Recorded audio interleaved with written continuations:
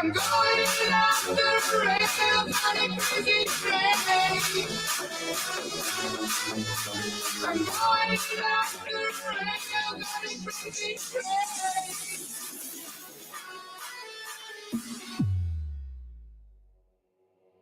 Let's go.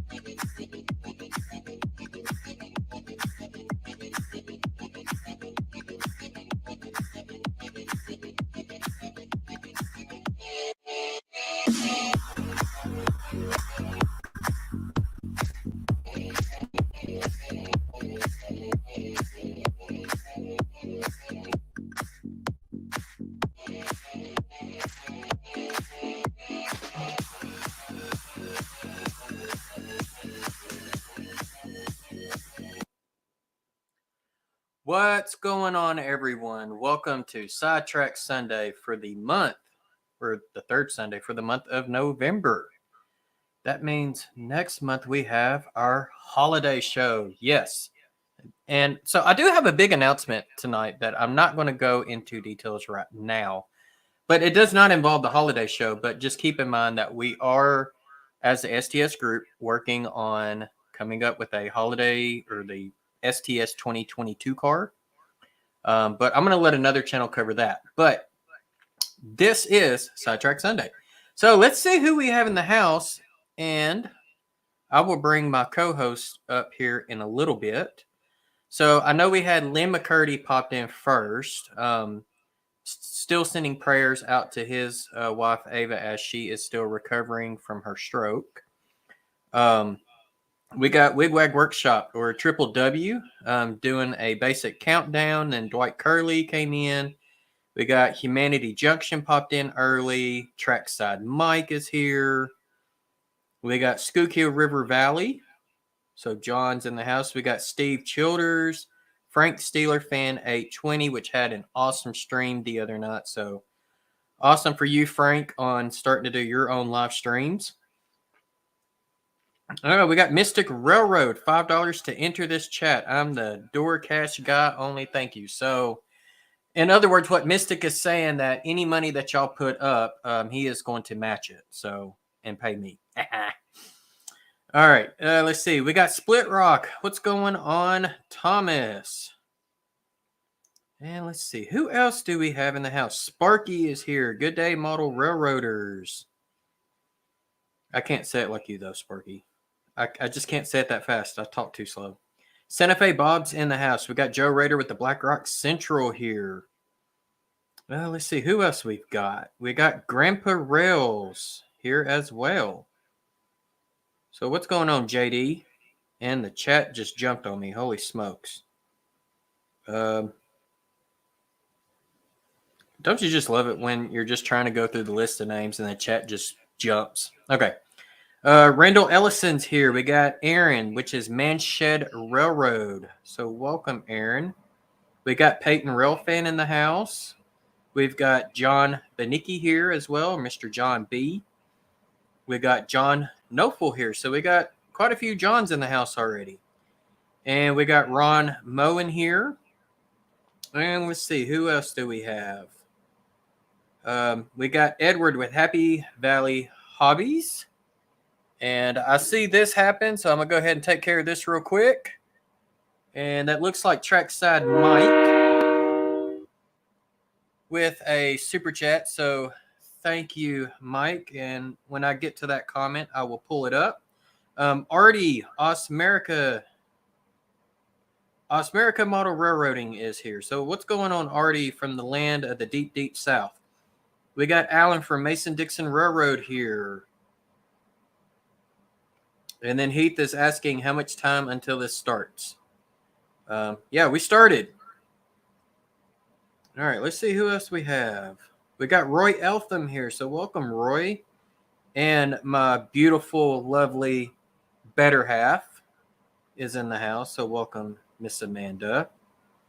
And we got Caboose 121 asking if it is Sunday. Absolutely, it is Sunday. We got Steve and Jenny from Stormy Sky Rail Productions here. So welcome. We got Ken Amos here. So welcome, Ken. Martin Siersma is in the house. We got Tim D. So that is a new name to the channel that I do not recognize. So Tim, welcome. We got Ray Boebel here. So it looks like Rick is the only one of the STS crew that is not here. And we got another horn blow to blow. And I could tell that is from the one and only Derailed Daryl. So even though I haven't got to your chat yet. And then Anthony Dodge, the Model Train Outsiders here. So welcome, Opa Dodge. Here's the comment that I finally got caught up on with Trackside Mike. So Christmas cheer. Thank you so much, Mike. I really, really appreciate it. And we got Nathan DeLay here. Let's see, who else do we have? We've got a lot of people here. We got 187 HO Scale Steel Mill Modeling. So welcome. And we got a lot of people saying hi to a lot of people. That's awesome. And it's showing that I have like 45 in the chat. Ron Moen's here. Welcome, Ron. And I'm still playing catch up. All right, there is the super chat from Derail Daryl, the Fun Fund, and hello, chat. Al Marr is here, so welcome, Al. Manny Fernandez, welcome, Manny. We got Mr. Jimbo Trains here, so welcome, welcome. We got Anthony from the Georgia Sunbelt here as well. We got Tim with CP368 Productions, so welcome, Tim. And I know I got to be getting caught up. Patrick Hazley, evening to you too, sir. New name to the channel as well, so welcome. And finally, the Foltz Bailey Model Railroad is here. So we have all of the STS crew in the house. We've got Steve 87th PSAP. We got Thomas Grassi here. So welcome, guys. And I'm still working on getting caught up, man. Y'all are blowing the chat up. And that's awesome. And let's see, did I miss somebody? Looks like Ian from the Lehigh River Subdivision is here. So welcome, Ian. And my wife is correcting me saying 55 in the chat. That is awesome. All right, so I am finally caught up. So What? Yeah, yeah, Trackside Mike, absolutely. Yeah, man, she is flying tonight. And so it's going to be fun to do my job tonight. And I've actually got a co-host that's going to be on here to keep an eye on the chat for me, because with what I'm actually going to be working on tonight, there is no way I'm going to be able to keep up with chat. Hey, we got Bernard from Mini Prints here. Welcome, Bernard. And let's see. I mean, there's still people popping in, and the chat is still going. Got Kyle Stevens here, so welcome, Kyle. All right, so I think I got caught up pretty well. So let me go ahead and bring my co-host in. And let's see here. How do we want to do this? I'm having to do all this from my phone, so it's a little bit different. Daryl. Hello, everybody. Let's go this way. We'll make you small. How about that? How goes it? It's going good. Hey, check it out, man. I got my Train Freak shirt on.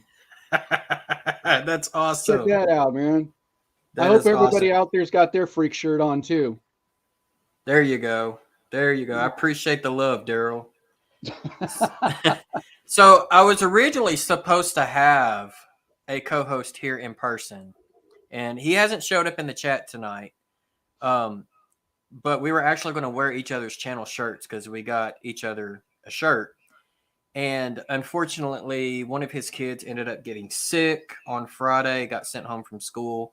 And so he did not want to show up in person to possibly spread, something contagious. So I respect that out of him, and for him letting me know. So I contacted another person to see if he wanted to come up, and that he's going to be part of the big announcement here in a little bit. And of course, he's got other things going on as well. So I went ahead and reached out to Daryl instead. So, all right. So, nope, black long underwear. Tim, I have no clue what you're talking about. No Train Freak shirt even in the house. Well, Tim, you need to get you a freak shirt, man. Yes, there is a big announcement. But before I make the big announcement, Mike, I was in Chris's live stream earlier, and I know you were talking about the little compression plugs from Woodland Scenics. Did you ever get that figured out? If not, I would be glad to help you with it. Hey, Dave, BNSF N-Scale is here. Welcome. So is the Train Freak saying that Derailed Daryl was his third choice? So actually, Daryl offered, and so I took him up on it. So he actually offered early when I found out on Friday that Drew from the White River Line was not going to be able to make it in. Hey, James from the Dundas Junction Model Railroad. Welcome, James. All right, so should we get started on tonight's big project? I think we should. All right, so I'm going to swap cameras here. Let's hope this thing swaps like I hope it will. Doesn't look like it did. All right, there we go. It has swapped. Okay, so once I get started working on this, Daryl is going to be my chat watcher. So if anybody has any questions as to what's going on, make sure you tag at Derail Daryl, so that way he doesn't miss it. Because with having more than 50 people in the chat, something's going to end up getting missed. I mean, it is what it is. So, all right. So tonight, what I need to work on is I need to build a couple of turnouts, and they both need to be number 5s. And lucky for me, one needs to be a left hand, one needs to be a right hand. So I've got a jig here that's going to allow me to do both. And I've got both of my point form, or this is a stockade tool, and here's my point form tool. So this will do both the frog points, or the frog itself, and also the points, that slide back and forth between the turnout and itself. And yes, my wife has one of these. For the ladies in your life, there are Train Freak tank tops too. So the big announcement is not to work on a railroad project. The big announcement actually has to do about my channel moving into 2023. So that is what my big announcement is about. All right. So first thing I'm going to use is these copper things here. And I have this thing. You don't have to have this, but it's very helpful. It's called a tiebreaker. So you basically, once you cut the ties off, you put them in here and it actually measures out. Oh, I was actually instructed someone to not say my big announcement. So, special person who just texted me about my big announcement. Do I save this for the holiday show? Let me know. See, now I'm keeping everybody in suspense. Okay, so the first thing I'm going to do is, let's see, I need 1, 2, 3, 4, 5, 6, 7, 8, 9, 10. I need 10 of these copper things. Or maybe if I get them in the camera here. So I've already built a few turnouts. That's when there's a couple missing. So I'm actually just using rail cutters. And so there's 1, 2. And Daryl, you can feel free to interrupt anytime if anybody's got a question. Well, actually, I was going to ask you, what are you cutting right there? What are they for? So these are called copper PC boards or PCBs. These are actually what I am going to solder my rail to. And so basically, like I said, I'm just cutting them off. I think I ended up cutting more than 10, but really I need a total of 20. So if I cut more, that's okay. All right, because one of them's going to go in that one there. And sometimes you have to file these things down too. So having a good bastard file helps. So some of this you might see off camera. And if the filing noise gets too bad, just put in the chat. And if enough people complain, Daryl can mute me if he has to. So Georgia from Sunbelt says at Double D, can you make 2 ties out of 1 copper board? Can you make 2 ties? I don't think so. Because I think once the shortest one, the what's left is still way too short. And so if y'all give me a second, I'm just basically putting the rest of these ties in this tiebreaker. And I'm going to show you kind of what it looks like. If I can get it up on camera.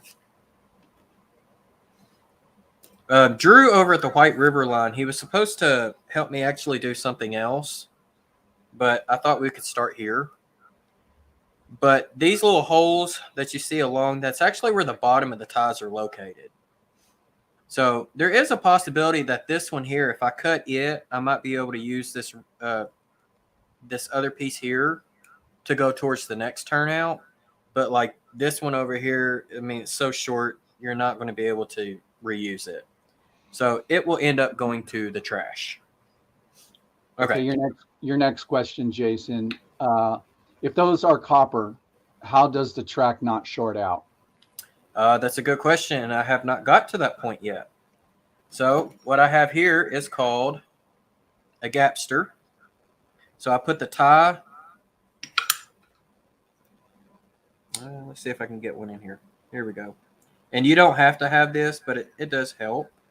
But I put the tie on there like that. And then there's a groove that goes up and down, and that's for you to use a small triangle file, and you file down the copper. It's not solid copper. It's literally, I don't know how well you're going to be able to see this. Let me go back to the other camera. Okay. And I will hold this up to the camera so you can see exactly how it looks. See, it's not copper all the way through.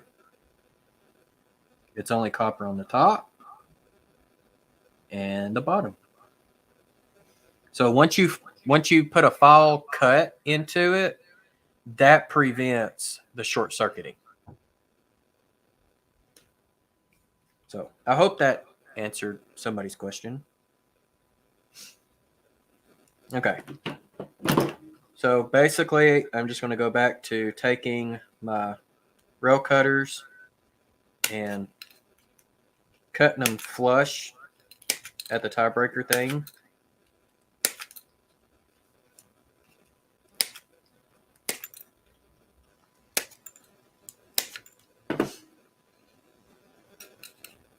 All right, so I think it was Anthony, Georgia Sunbelt.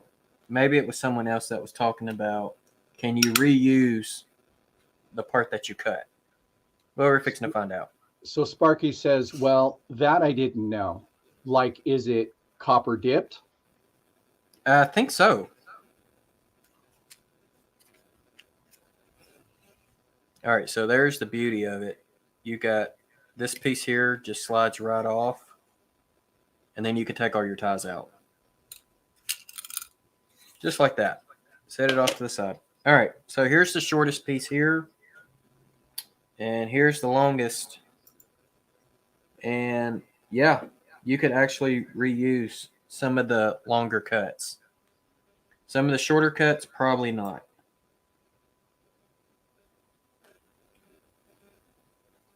So it looks like I could reuse 2 on this number 5. Now, it could be different on a number 6 or another different type of turnout that you could be working on. Just depends. And so I always try to file down one end of it to try to get it as straight as possible. So also, so that way it just fits in the jig and I'm not forcing it into the jig.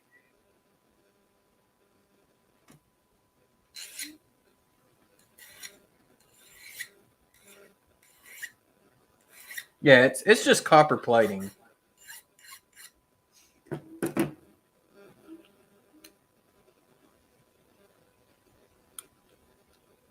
I'm just trying to get my pieces in now just to make sure that they fit good. I'll take them back out in a minute. And then file a gap in them. Because not every one of them really needs the gap, only certain ones.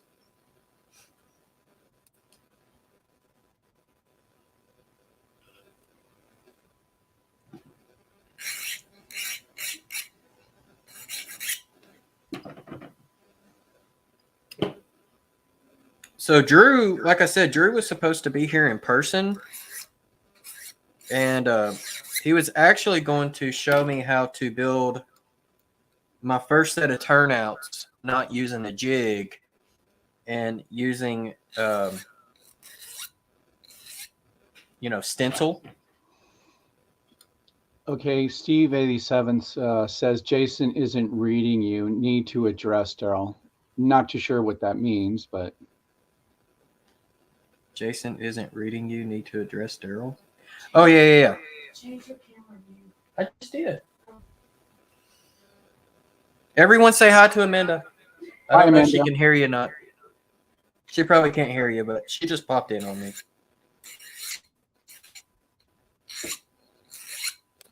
Yeah, she came in here to tell me to change my camera back. So yeah. Let me see here. Grandpa Rel says derail change camera view. You want me just to make? You want me? You can just take me out, and I'll just put you up big. I think what they were talking about was this. I think that's what they were talking about. Which, unfortunately, you don't have access to me changing that camera.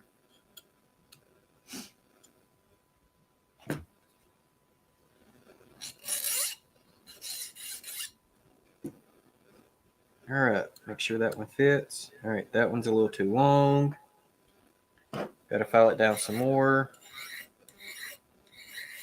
So I always do this before I start gapping. Oh, that one's still tight. And sometimes what I'll do is I'll come and get the rail cutters and try to trim it down a little. And then file it back. Okay. There we go. Yep. Couldn't see the jig, the train freak and derailed Daryl. Okay. So. Yep. And that's as far as I can zoom in on it. So, yeah, Split Rock is saying PC copper ties are available from Fast Tracks and Clover House. I've never used Clover House, but if Clover House is in the U.S., that might save me on some shipping. But Fast Tracks is really, really good as far as getting stuff shipped out. But you have to put in, I think, at least a $150 order before they give you free shipping. Other than that, the shipping's like $20.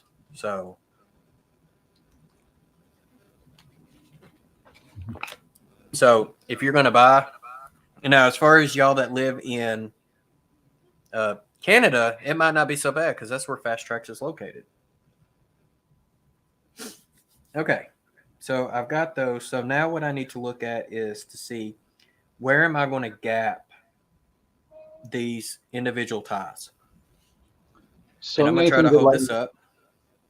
Oh, Nathan DeLay says, for Jason, are you going to make all of your track on your layout be built track, then track you up by a store? And if you're going to use a certain code track, is it limited to trains you can run?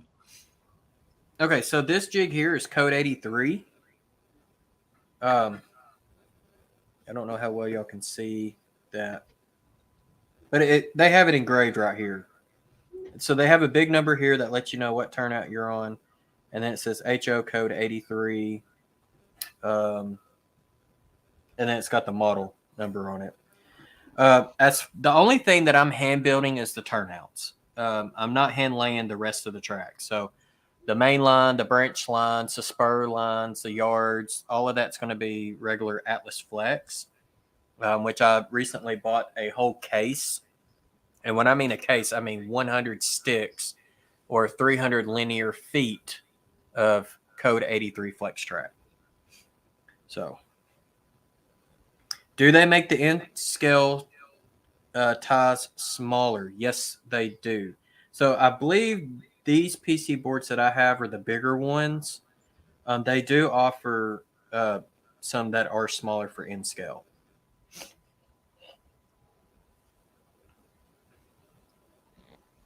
Someone in the U.S. should become a U.S. distributor, maybe someone with a small store. Very possible. Very, very possible. I mean, if that's something that they would like to look into me on, because I do have my company, I would definitely entertain it because I am not trying to compete with the other big online hobby shops. My shop is all about service. And so I do like to provide the materials to the services that I do provide, which my services are decoder installs and layout design. And, custom build turnouts and stuff could go towards my layout design as well. But as far as like supplying jigs and things like that, I mean, that is a possibility. Okay. So next thing I'm going to do is I'm going to start gapping rails. So, or gapping ties, in other words, not rails. I had to correct myself on that one. All right, so basically I'm just putting it here, getting it where it's, roughly lined up in the middle. And then I just take my file and just go till I can see there's a cut in the copper. And so that way y'all can see that. I'm going to change the camera again. And that's what it looks like. So that gap right there in the middle will prevent any type of shorting on the track. And it really doesn't take a lot. And you could use the gapster to get it started. You really don't even have to have a gapster. You could do it by hand. Let me change the camera again. But yeah, that's basically all you're trying to do. All right, so I need to do the same with this one.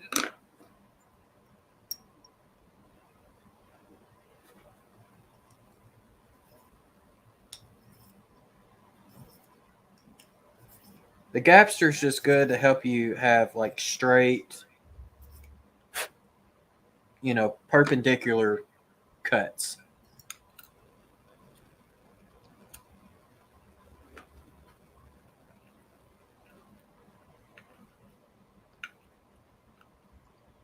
So Nathan DeLay says, Jason, do you have a certain locomotives you would love to run, but you can't run them because of the track you are using?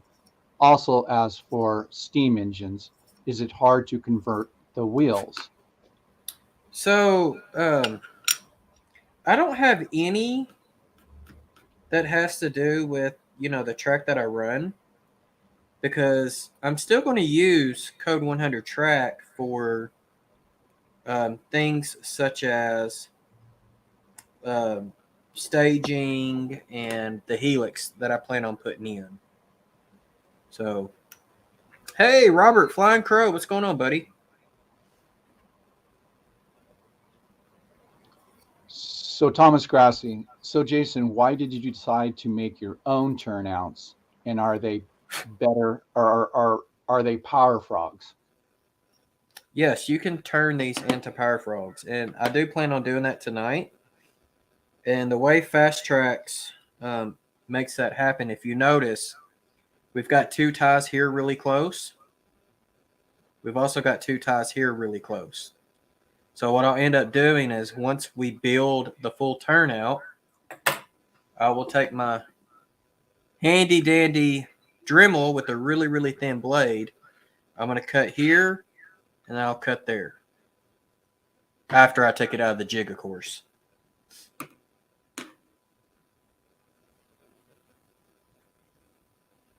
I see Roy Hardwick popped in. It looks like Dave from the Crooked River and Eastern is here.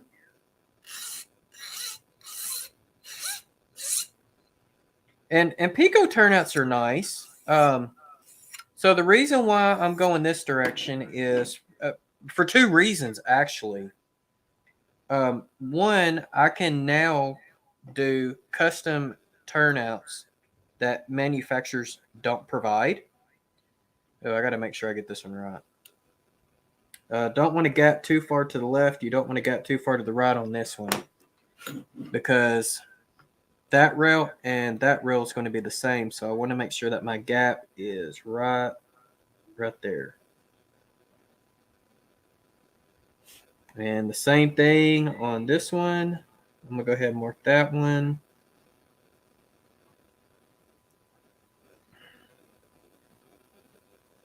Yeah. This one here will get a mark here and a mark there. And I'll explain these here in a little bit. Same with this one. There. The rest of these are pretty much going to be getting multiple marks. This last one here actually gets three cuts. Okay.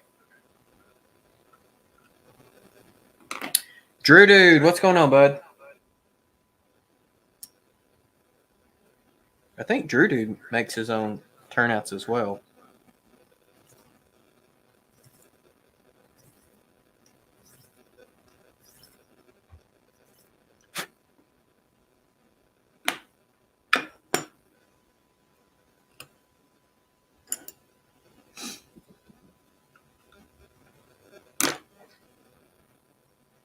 So yeah, if you got any questions, I got Daryl in the background, so feel free to ask Daryl any questions.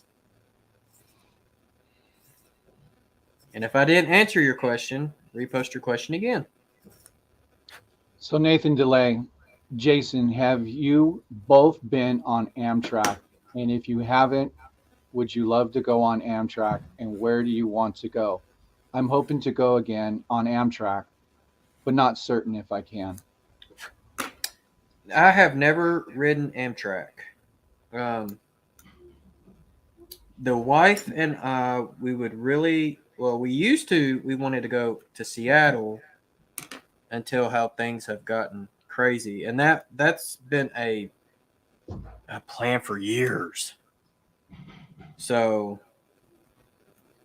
but yeah, I would say the one that I want to ride the most would probably be the Empire Builder, because it is scheduled to go through Glacier National Park. I think it's Glacier. Every trip through there. So even though it's like a 2-day train ride, that would be the one. But if I was to do like a quick Amtrak trip, it would probably be taking the Texas Eagle to go visit Robert down in Longview. So, because I could easily catch Amtrak at Little Rock. I'm only about 30 minutes from the Amtrak station. So Dave asked me a question. Daryl, what's your favorite color in food? That's a good one. Well, I like think I all. might know the answer. Yeah, I like all colors. I really don't have a favorite one, but as far as food, it's definitely pizza. Pizza. Pizza, man, I thought I would see you as a sushi guy. Well, I like sushi. Well, here it is again. It's just the same thing with colors. I like all colors, and I like all food. I mean, I like all music, and I'm all around, guy. So I'll tell you here lately, for me, it's food truck food. That stuff is good. So Steve 87 says, tell Jason he can still come to Seattle. I know places. Well, I figured you would. But no, we thought about, going to Seattle, either going up to Chicago, taking the Empire Builder over towards Washington, or we talked about taking the Texas Eagle down to San Antonio, where you don't even have to get off the train. It's one of the only stops where if you're going on the Sunset Limited, you stay in your car. They take your car off the Texas Eagle and attach it to the back of the Sunset Limited. And, going all the way to LA and then changing. And I don't remember, what is it? Is it the Shasta over on the West Coast up from LA to Washington? I don't remember. It's been years since I've looked this up.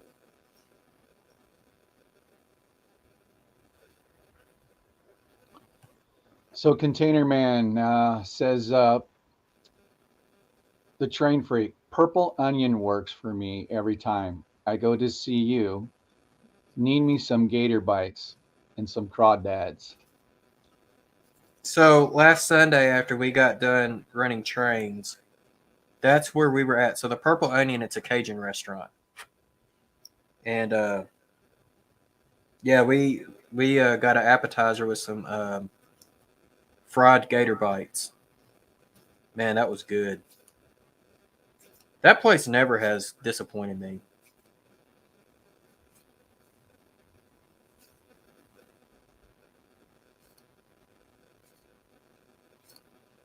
But I'll tell you this, we were watching Heath on last week's Sidetrack Sunday, and it's so noisy in there you can't hear. So James from Dundas Junction Model Railroad says, what size turnout is Jason building? It's hard to read, but if you look, if I don't slide my gap stropper right there. Oh yeah, we can read that. Yeah. So number 5. And I do have a jig for a number 6. So I would recommend, and this is kind of what was told to me, get practice on the jigs first before you start using stencils. And Split Rock was actually the one that was telling me that the jigs hold their value so much that you can pretty much get back what you put into it or what you paid for it. And so I ended up buying this one here off of eBay. And I think I paid maybe $20 less than what a brand new one would have cost. But I don't see them very often. Or for HO, I don't see them very often.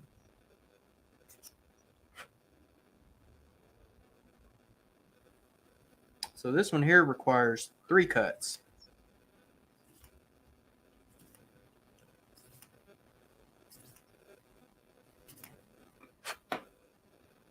All right.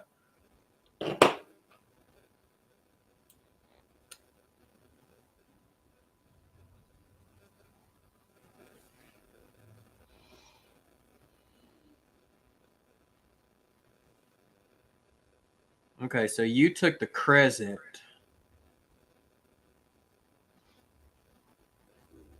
And then the Sunset Limited. Because it goes, so from Florida to NOLA is the Crescent. I think it's the Crescent. And then from NOLA over to California is the Sunset Limited. And then the Texas Eagle ties on to the Sunset Limited there in San Antonio, Texas. Hey, Rusty, passing by you. How are you? I think Edward, Happy Valley Hobbies might know who they are. I don't remember their name either. I know somebody in the community uses their jigs. I think it's Edward. Well, Dave, I'll tell you this, buddy. Like I said, Amtrak's only about 30 minutes for me. So if you ever choose to come to Arkansas for any unknown reason when you get a wild hair up your rear end, I can pick you up, but it stops during the middle of the night here.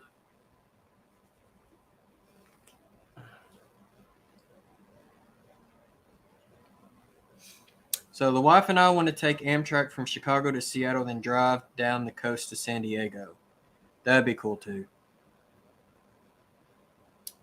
Now, Ray, that is on my bucket list. So 187 asks where the turnout frogs come from. It comes from the rail. From tadpoles? Yeah, or absolutely. manufacturer? Tadpoles. And if you're not careful, they turn into toads.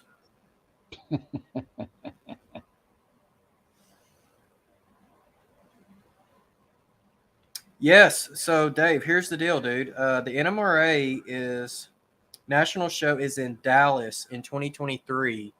And so if you are wanting to go to the NMRA train show in Dallas, the Texas Eagle will get you there. We'll get you in Dallas.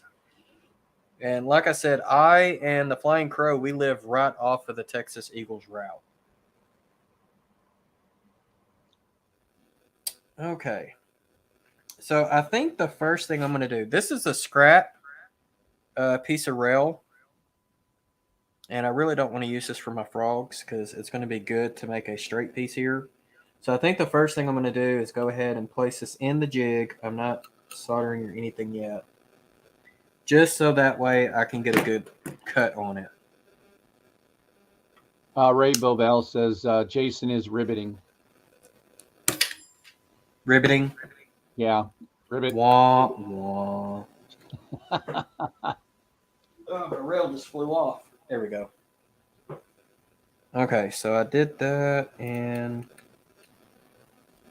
that might actually work for that. So what I'm going to do is I'm going to take a Sharpie, hold that rail in place, and we're going to Sharpie along the top on that one side. So Edward says, I use fast tracks, still practicing. Yeah. That's me. I'm not a professional. Guys, I've only built 3 turnouts before this one, so this is number 4. But I can tell you it gets easier over time. Okay, so I Sharpied the top of this. This is actually where I need to file the inside of the rail down for the stock. So that's why we have a stockade tool. And I probably need to Sharpie the inside of that rail so I make sure I'm on the right side. So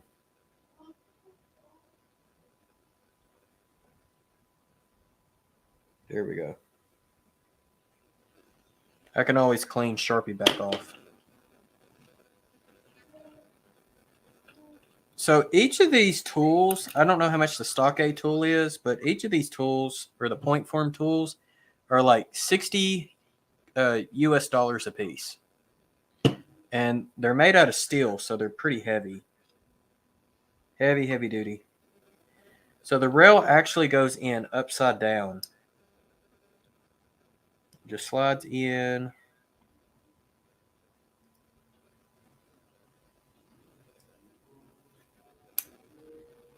Okay.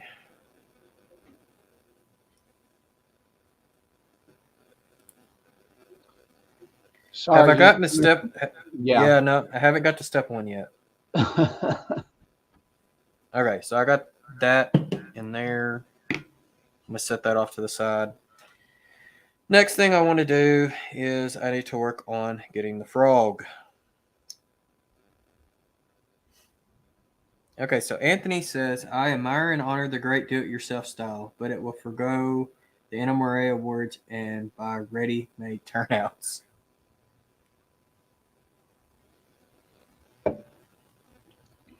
Well, there's only one NMRA award that requires you to have hand-built turnouts, and you don't have to do that certificate. Hey, Corey's here, and I see Z Fantasy Trains. What's going on? Okay, so let me change camera here so that way y'all can see a little bit more what I'm doing. So I've got this one, and it barely comes out of the form there. So I don't know how well you can see how much barely that comes out. Let me maybe go this way with it. There we go. So basically, I'm fixing to file this flat. All right. So that's the point form tool. Here's the stockade. So you can see where I used the Sharpie on that piece of rail there. And so that's the only part that I'm going to file down. The rest of it over here to this side, I'm not going to file it. So just where the Sharpie marks are. All right, so if this gets annoying, because I got to do some heavy-duty filing, just let me know, and I can mute myself while I'm filing, and then Daryl can entertain you. So, because it's going to be loud.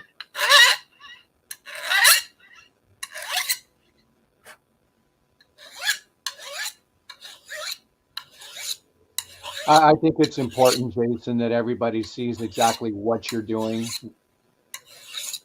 Yeah. And so the bastard file that I'm using is actually a single cut. It's not a double cut. And that's what Split Rock told me to get. So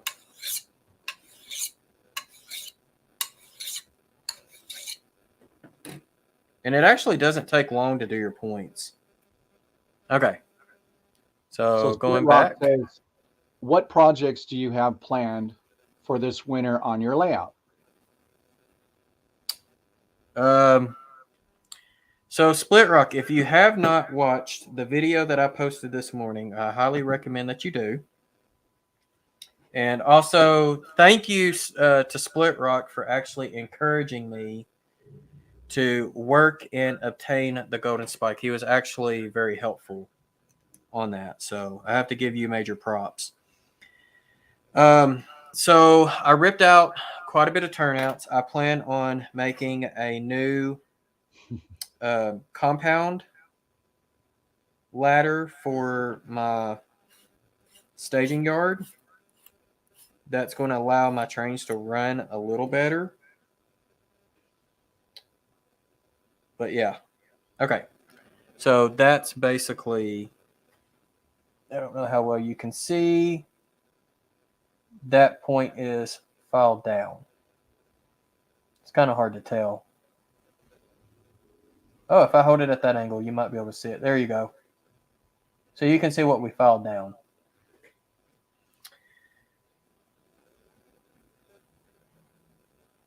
So Happy Valley Hobby says, is that what ASMR with the file?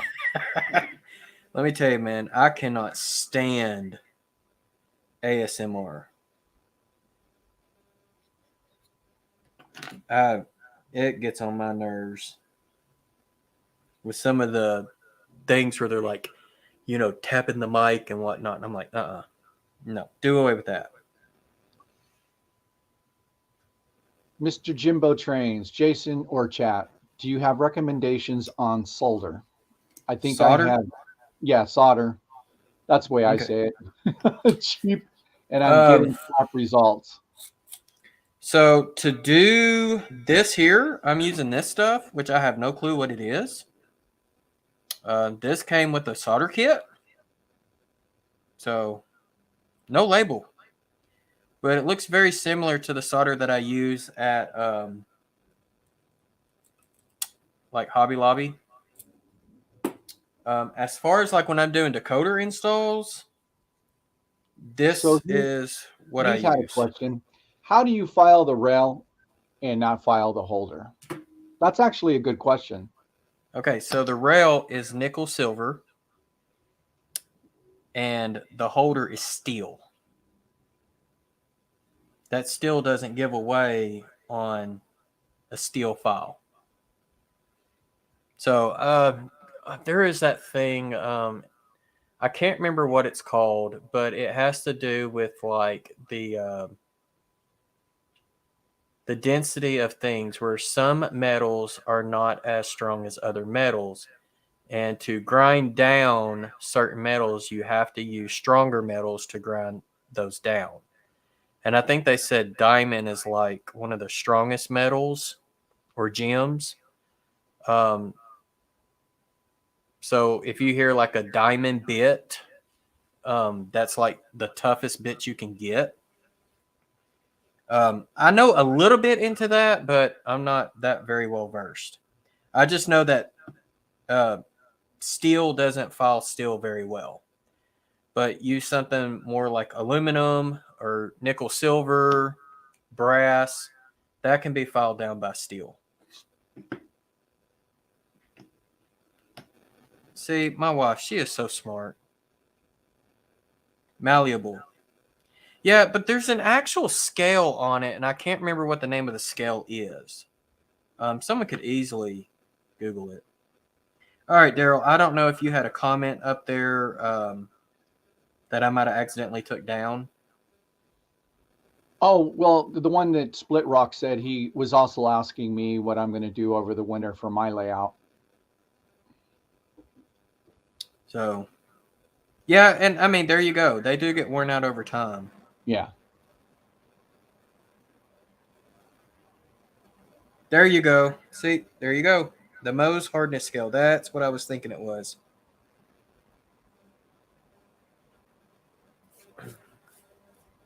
Guys, let me tell you. Find you a good woman and make sure she's smart. She'll keep you out of a lot of trouble. Okay, so what I did was the piece that I just filed, I put into this thing here called a frog helper. Hold on, let me change cameras. You might be able to see it better. There we go. So this is a frog helper. And I've got two different ones. I've got this one here, which does 5, 6, and 8s. And then I've got another one that does 8s, 10s, and 12s. So I'm just going to put that little piece of rail there.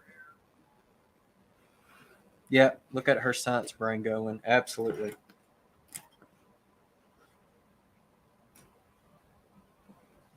You know, I should weigh these point forms to see how heavy they are. So there you go. What Split Rock says, that's what you go with.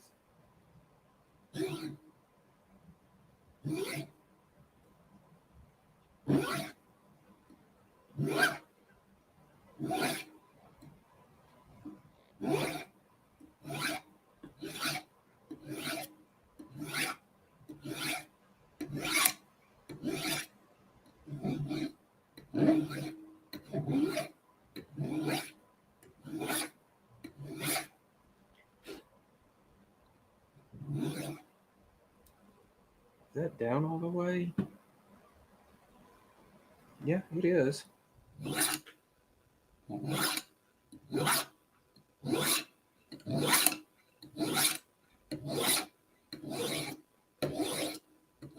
So I guess y'all get a little bit of ASMR out of this. This one here takes a little bit longer to file. And the bigger turnout you got, that's more area of this that you have to file down.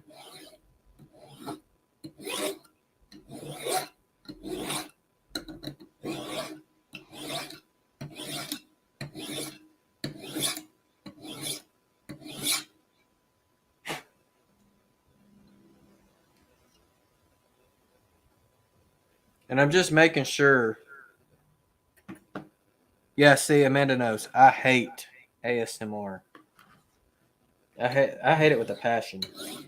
Amanda will pull that crap up on TikTok just to mess with me. So Thomas was saying, I noticed that Jason files by pulling the file. I go the opposite and only push it. Works the same. Yes. You just want to go in one direction. You don't want to go back and forth. I don't know exactly why. But, I mean, I could turn it around and go this way with it. I mean, it don't really matter.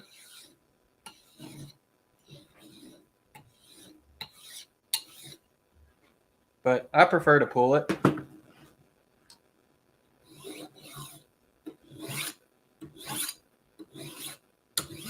And I mean, this one here just takes forever.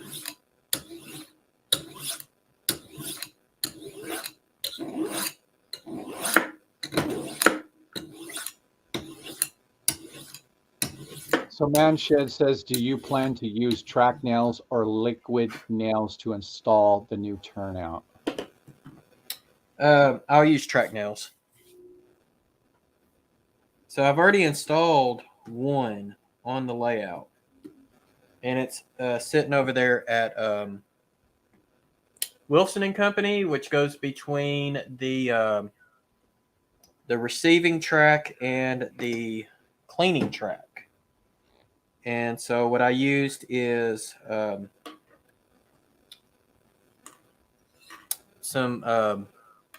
drilled holes in the copper ties that the thing is soldered to,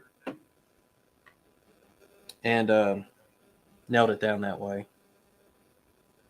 All right, so I have a burr on the bottom, so this is going to be fun to file the burr off. Just like that. There we go. All right, so let me switch to the other camera. And I don't know how well you can see where that one section is cut out. If you look at the bottom of the rail.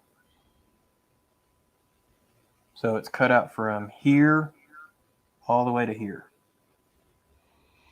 So 187s, couldn't you use a Dremel sanding drum to sand down the rail? you could, but you've also risked damaging your jig, I would think.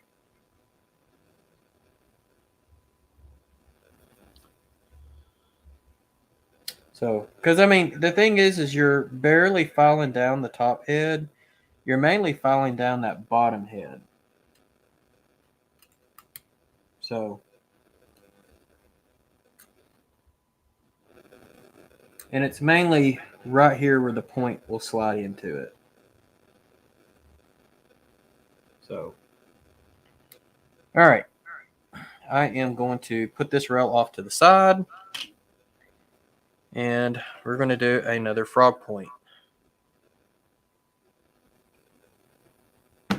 And I have to make sure that I do the right side because I totally forgot which side I just fed this one in. And so that would not be good if I did that twice.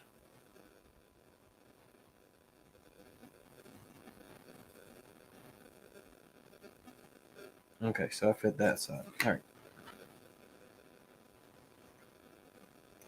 So when you put the rail in this, the rail goes in upside down, which is really weird.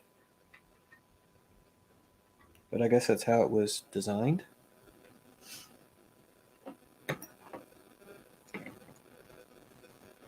And I'm just basically using the Allen wrench to tighten this down so that way it doesn't go all over the place.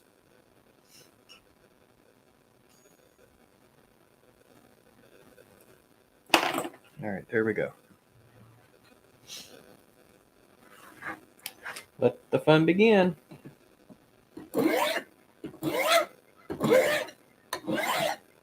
So Thomas says, for my points in frog rails, I actually use a belt sander, but I do not recommend that unless you've had made over 100 switches. Your point tool will be gone. Gone too soon. Yeah. Yeah. That makes total sense.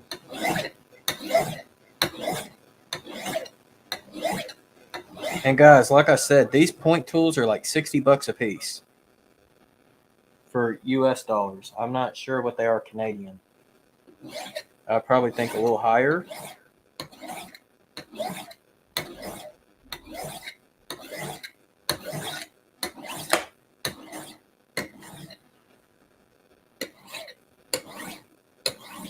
So Edward from Happy Valley Hobby says, I think people need to do more super chats to add a lunch program. Well, Edward, what are you waiting on? I think he just wants to hear the horn.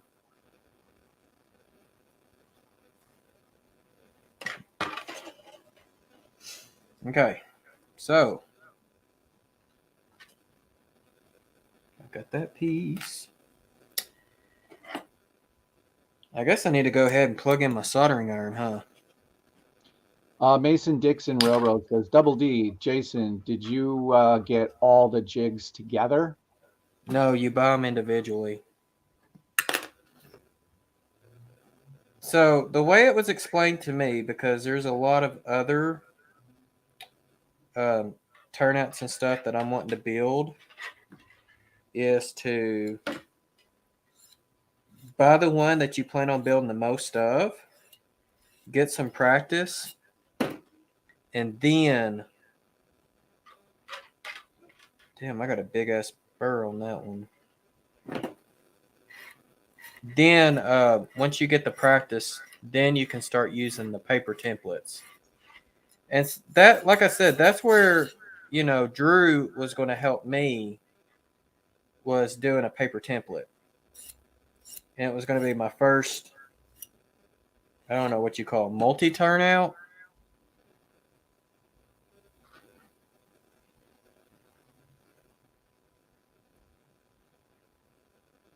Okay.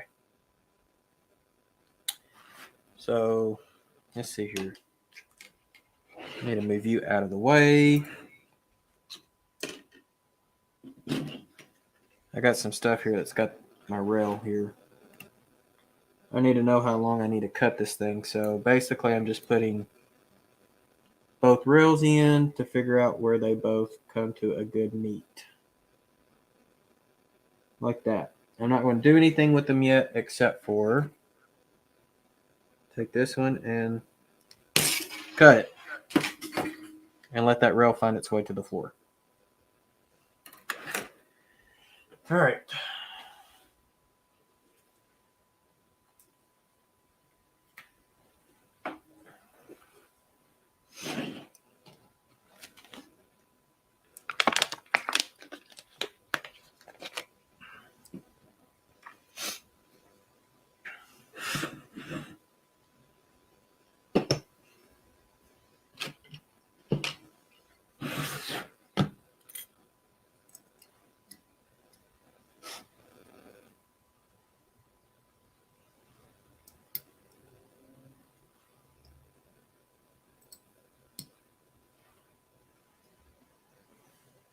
Ooh, I smell a burning smell.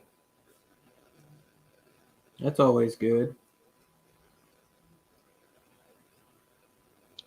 Lynn McCurdy sending you a $5. Super chat. Yeah.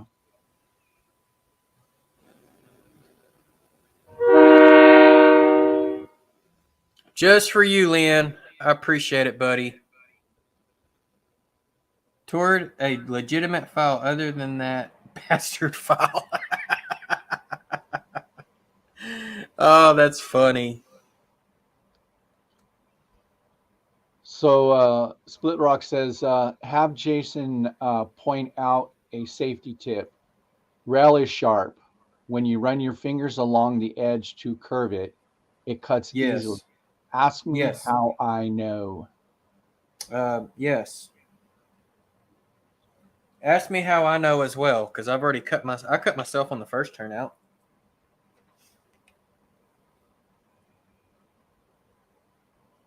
Okay, so I've got the frog helper here we're using this bottom section because that's for the number 5. And basically what I'm going to do is I am going to put some flux between and on top of the rail.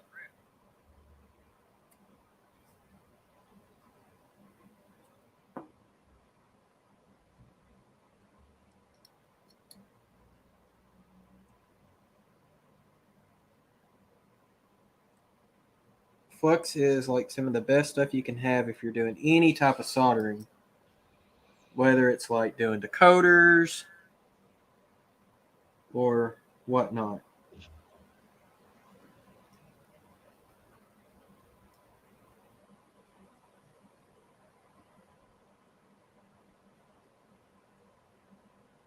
The only thing is trying to keep the rail upright.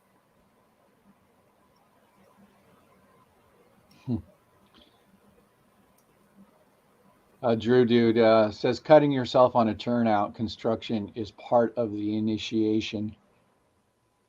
Yeah, there you go. If anybody would know, it'd be Drew. Okay. I think I'm happy with that position. Yes, it is actually called a bastard file. So for those, you can look it up. It has to do with how far the grooves are. You have fine, coarse, bastard, and I think there's another one.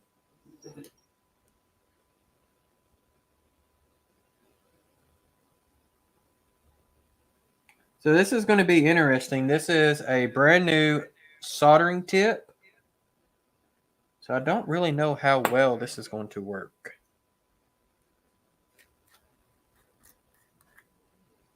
I might need to tin it first.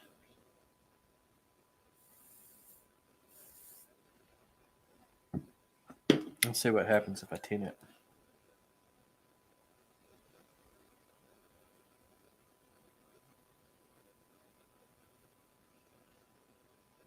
Oh yeah, she's starting to hold solder. Okay. Let the magic begin.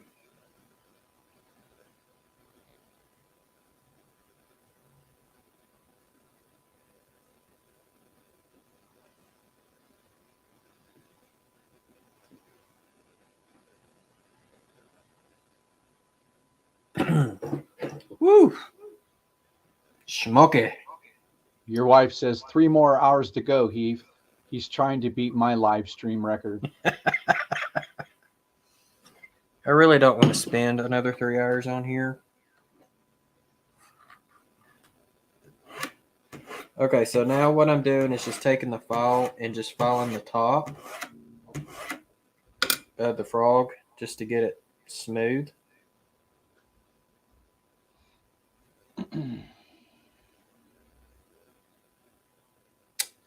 And I can see where I'm going to have to get my angle file and file inside this piece of rail. And sometimes that happens as well. Right? I just tinned it.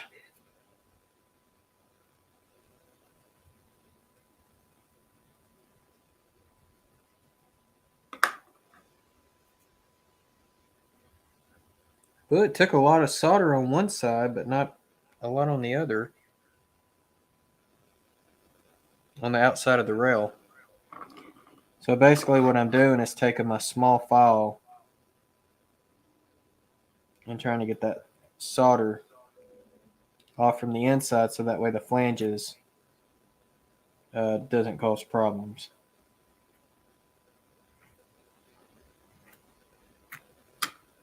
Lynn McCurdy says, I've seen you on for a number of hours before, like when you and Amanda did a show. Yes, but I didn't host that show. Amanda hosted that show. So there's a huge, huge difference. And I'm over here dropping stuff. Here we go. All right, so I'm done with the frog helper. I got my frog. And he didn't come from a tadpole.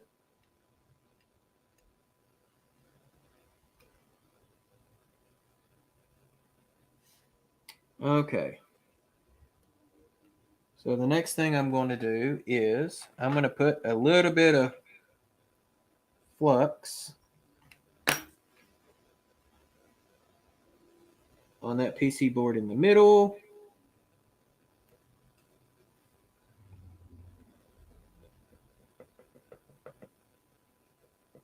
So I'm actually, where I'm putting this on the PCB board is actually where the rail will sit on top of it. So that way it helps pull solder underneath the rail.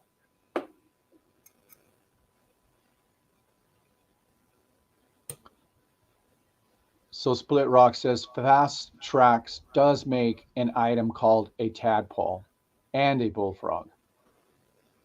They do, but it has nothing to do with track if I'm not mistaken. I think one of them is like something that has to do with like a turnout control.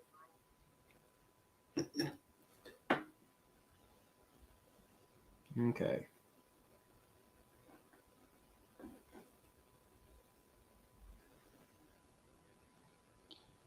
So Mason Dixon Ruro says, I thought Jason was making 2. Yeah, I was, but I'm going too slow.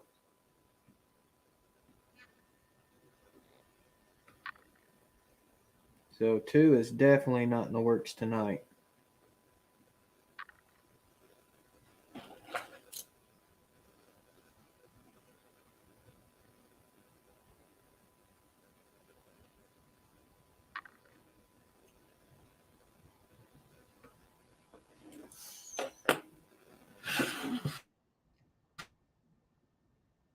Sometimes it's easier if you turn your jig around when you're working on it.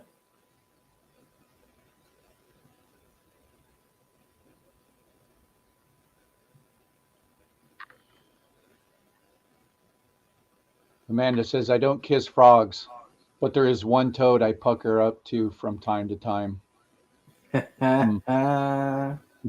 Ribbit. Ribbit. Good night, Dave. I gotta love her. She's awesome. Okay. The point where the frog is in. Yeah, not the point, but the frog. So now cut that piece off. We made some progress. How about that? And this piece of rail is actually long enough for us to do guardrails and stuff, which would be here. And the cool thing about the jig is you got this piece here, that piece, and that piece. And that is for your guardrails. But we're not there yet. All right, so let's see here. What did I do with that rail that fell? There it is. And then Thomas Rock says, Amanda, keep kissing him. He's bound to become a prince one of these times.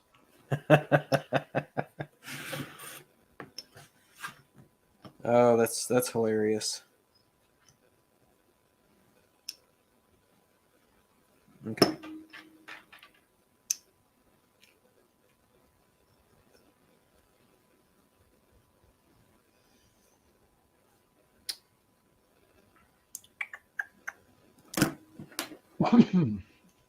So Thomas Grassi says, Jason, it seems a lot of prep work involved in making a turnout. And you said you can make special turnouts that manufacturers do not. Can you cite an example of one?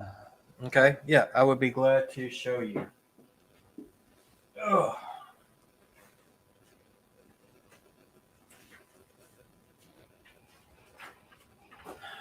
Let me change camera. Yeah, let's go to auto. Well. All right. So this is the one that Drew was going to help me make. This would be basically making a single crossover that's a number 6 with a number 5 as one continuous piece. All right. So that's one example. The other one, and I haven't put the other piece on it yet, but this one's going to be a fun project. This is 3 turnouts, 3 curved turnouts. The first one, this one over here, and the top one on this side, they're both number 10s with radiuses of 36 inches on the outside and 30 inches on the inside. The bottom turnout on this one here is also a number 10, but the outside radius is 30 inches and the inside radius is 27 inches.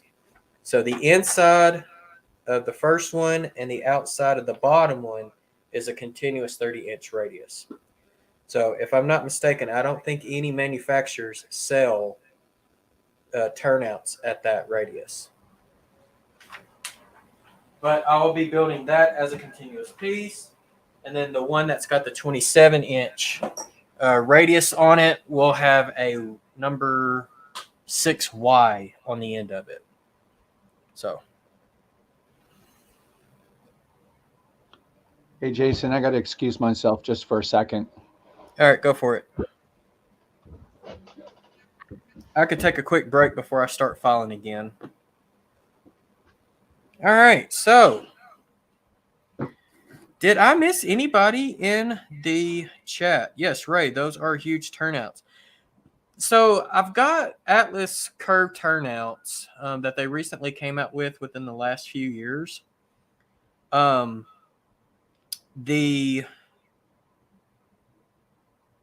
outside radius is 30 inches, which is great, but the inside radius is 24 inches, which this passenger train kept derailing on the 24-inch radius. It did fine on the 30-inch, but it just kept derailing on the 24 because it's just too tight. And the track that my passenger train is on in staging is the first track because it's the shortest track. And my passenger train is going to be the shortest train in staging. So that's the reason why I'm doing a lot of the track rip outs. Also, I mean, Pico's got number 5 turnouts, which is great and all. But, if I wanted to now, I could throw in a double crossover with one of the sections of the double crossover or 2 sections of it having double slips on it. And that way I can make it to where it goes from 2 tracks to 4 tracks. And any track is accessible to any other track. So, I mean, these are some examples of things that you can do with building your own custom turnouts with fast tracks that other manufacturers just don't provide. So,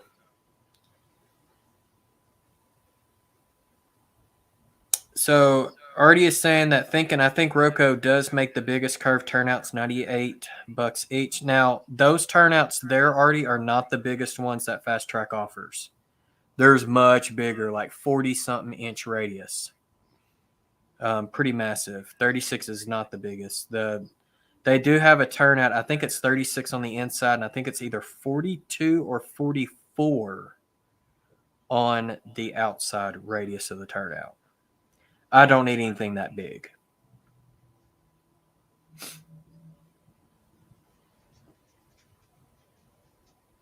Yeah. Oh, nice pile of DeWalt tools sitting there on the bench. I am a huge DeWalt fan. All right. And speaking of DeWalt fan, I have a DeWalt leaf blower and a DeWalt, which has a fan in it. But yeah, I mean, all the tools I use are DeWalt, or primarily all the tools I use are DeWalt. So, all right, Daryl, you're back. Yeah. All right. Exactly what Lynn said. This is what happens if you drink too much coffee. You need to take a break. Absolutely. All right, so the frogs are actually the quickest pieces to file in. The points and the stock is the ones that take the longest. So now I'm fixing to do the points, and let me show you why. Let me go back on camera here. Yeah, Heath. I'm a Milwaukee Daryl. So y'all can see how much rail is sticking out. I mean, there's quite a bit of rail sticking out. And so all of that's got to be filed flat. So this is going to take a minute.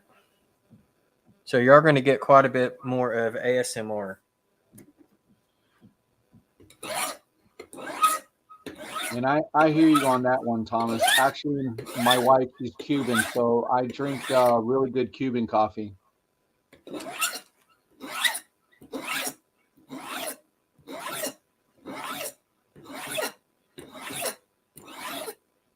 I'll tell you one thing, coffee is a necessity in life.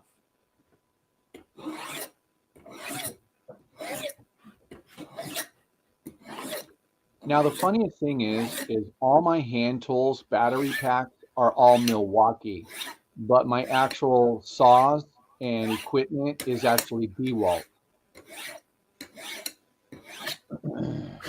So I've only got one saw that is a Cobalt, and that is a circular saw. And that was the first saw I ever bought. But I do have a sliding miter saw or chop saw that's a DeWalt, and my table saw is a DeWalt too.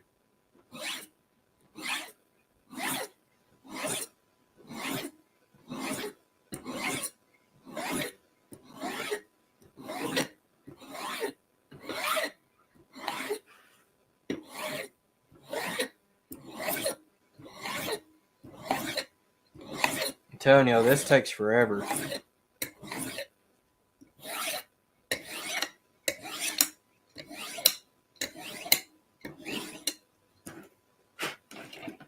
It's starting to get there. Still got a ways to go. Because you want these points like relatively flat on the end.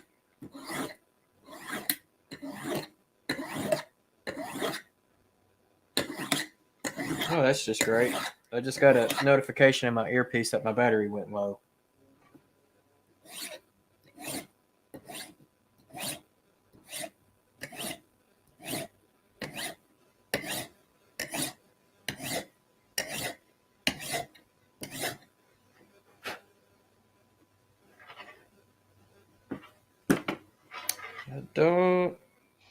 Yeah, that's good enough. All right. I'm going to show you kind of what this looks like. I probably should have already had some of this filed and ready to go. I wasn't thinking. But I figured y'all would want to see all of this firsthand. Yeah, no, absolutely, Jason. Okay. Let me change camera again. I don't know how well you can tell how flat that piece. It's kind of hard to tell. Let me hold it that way.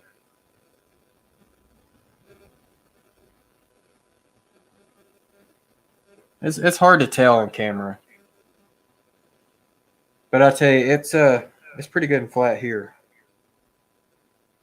which is what you want. Okay.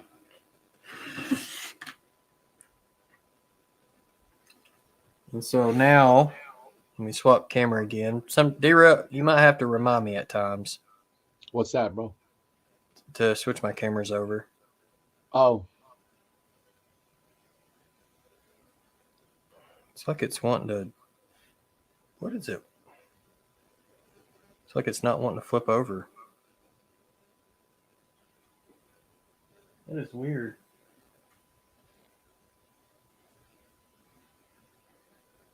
there you go. Okay.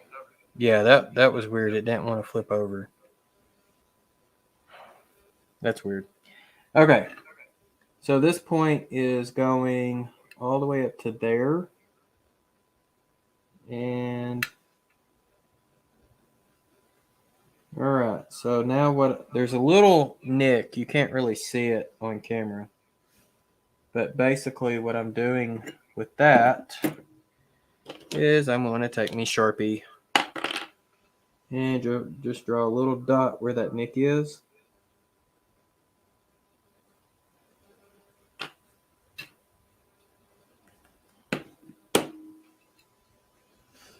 And I'm going to take my triangle file and we're going to cut a groove in the bottom rail.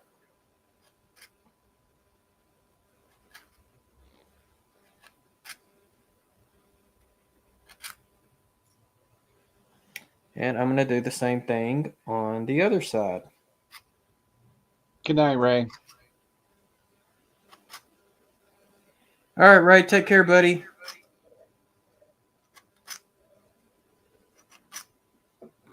Okay. So I'm going to try to flip cameras again. I don't know if it'll let me. It's like I'm getting a lag on my iPad over here. Well, okay. I'll just do it this way. So where this goes in, it'll actually bend.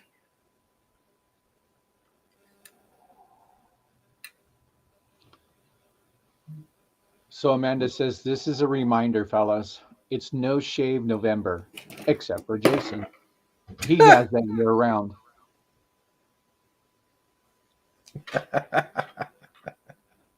I love you too, honey.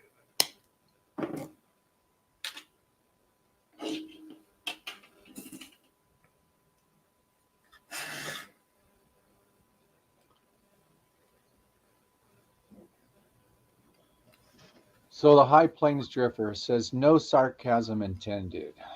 Why are we making instead of buying? Is this a price difference? What is the cost of getting into this part of the hobby?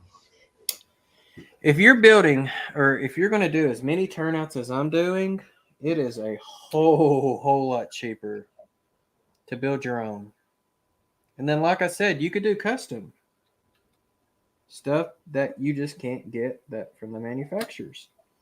The main issue I was having with Atlas turnouts were the fact that they, ooh, that's kind of rough there on the top. The frogs, and you know they're popped in there. They're made out of pot metal. So if you want to, juice them, you have to push in a screw or get a brass screw in there from the bottom side, and then solder your wire to that brass screw. Well, sometimes those things will,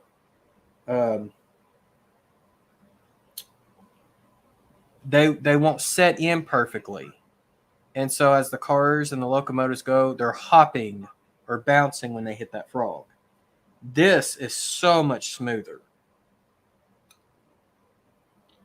And then Thomas from Split Rock says, it's no shave, guys, no bath. Ooh.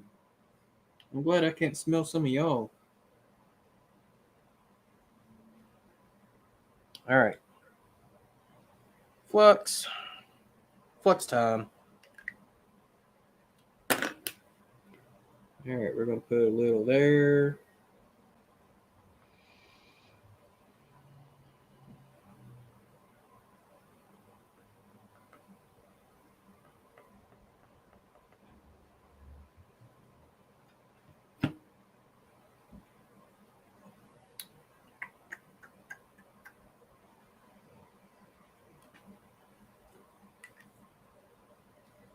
Okay, so this is the point rail. So the only place that I'm not putting flux is the throw bar yet. I will. But this copper tie here, we're not going to put flux on that one. We're not going to solder it yet. Get over there. What did I do with my rail? My rail? Oh, it's right here in front of me. Duh. So Possum Bayou Rusty says the Atlas Cold 55 are just a notch above crap. That's why I use hand laid turnouts now.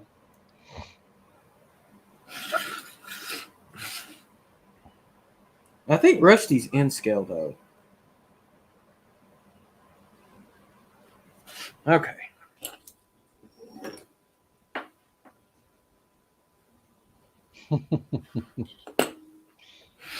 Roy.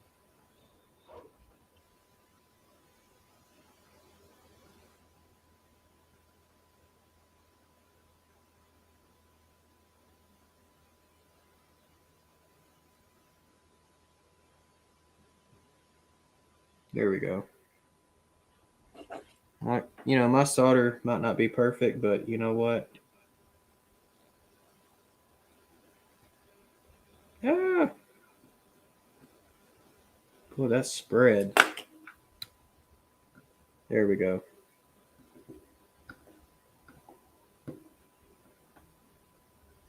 Yeah, I'm gonna have to file down part of that because my solder's spread on me. There we go.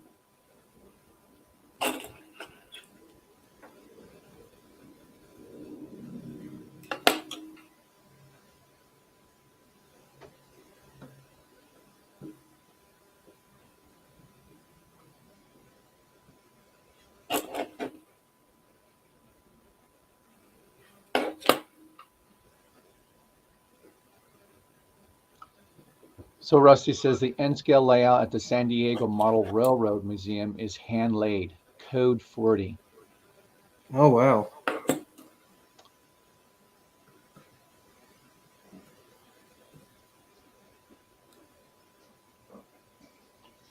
That's little if it's code 40.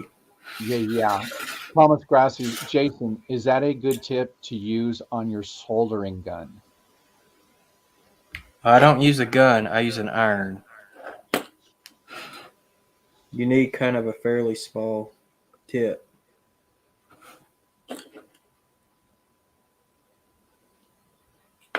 This one is a flat tip, and I'm actually having some good success with it.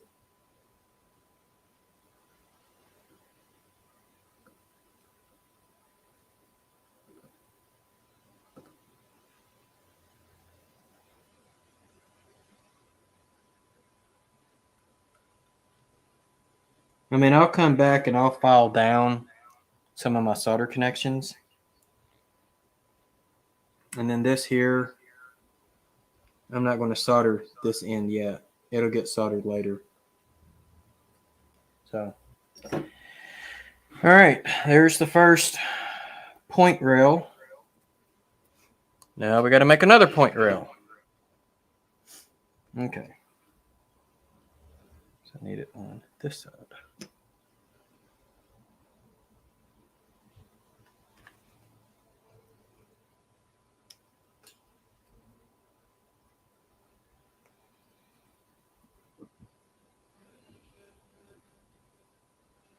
Hello, Kyle Stevens.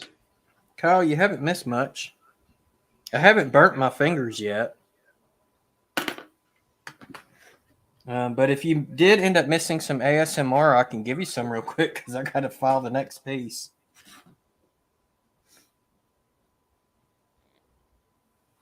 All right, so we're going to go ahead and start filing the next piece.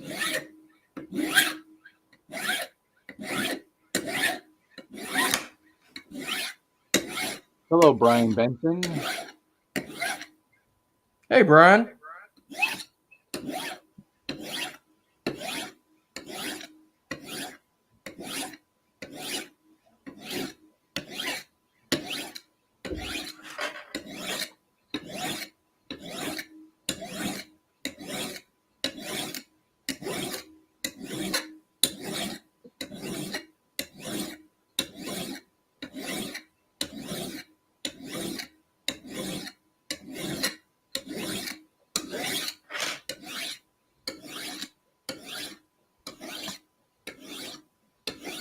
So Thomas Grassi says, Jason, so how long does it take to make an actual turnout compared to how long a manufacturer would produce one? Oh, I have no clue. yeah, I have no clue neither. Obviously, it would be a lot faster by manufacturer. Oh, absolutely, but you're going to pay a lot more. Yeah. So that brings up a question, Jason. So how much money does it actually cost to make one switch? Okay, so let's say to make one switch in fast tracks, you got to have the jig. Or you don't have to have the jig, but I prefer the jig if you've never made a switch before. The jig itself is about $150. The point form is another $60. The stockade tool, I think it's a little less than that, or it might be a little more. I can't remember. But you got to have the jig, you got to have the point form, and you got to have the stockade tool. Eventually, once you get good at making the turnouts, you can no longer use the jigs. And then you could get your money back on the jig, like 90% of your money back. Really? Oh yeah. These here have really, really high resale values. The one thing that you will want is a frog helper, though. You're going to want a frog helper. You need the rail, which you need about 3.5 feet of rail to do just a single number 5.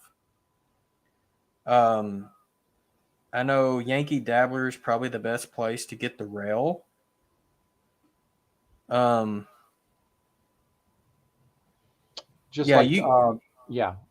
says the thing about the fixture jig is you can always resell them for about the same price. Yeah. So,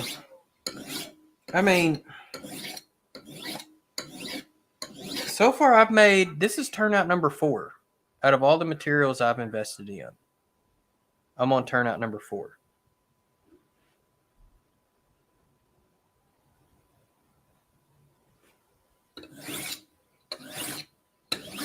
Actually, Heath, it doesn't matter if you pull or push. You just have to go the same direction.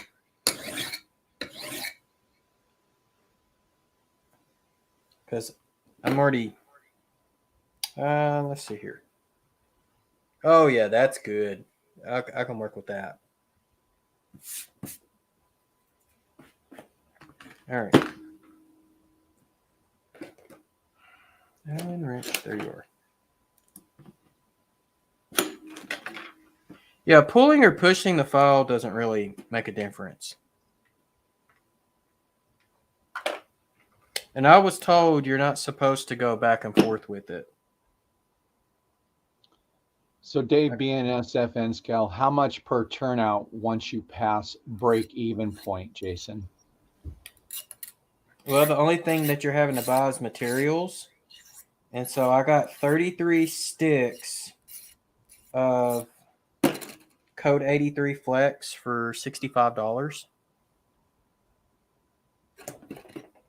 So you can either get, scale lumber, you can buy it yourself. I'm just trying to get the burrs off without damaging anything. There we go. And the one on the end.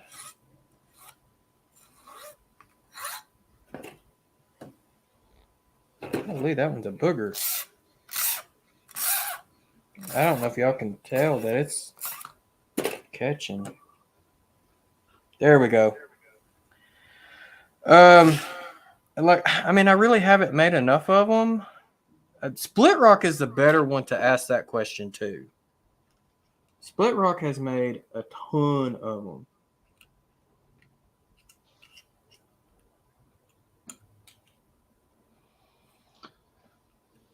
So Amanda says, Jay, have you told everyone your reasoning for making your own versus buying them? Yeah, custom. And the fact that I have probably close to 200 turnouts on this layout.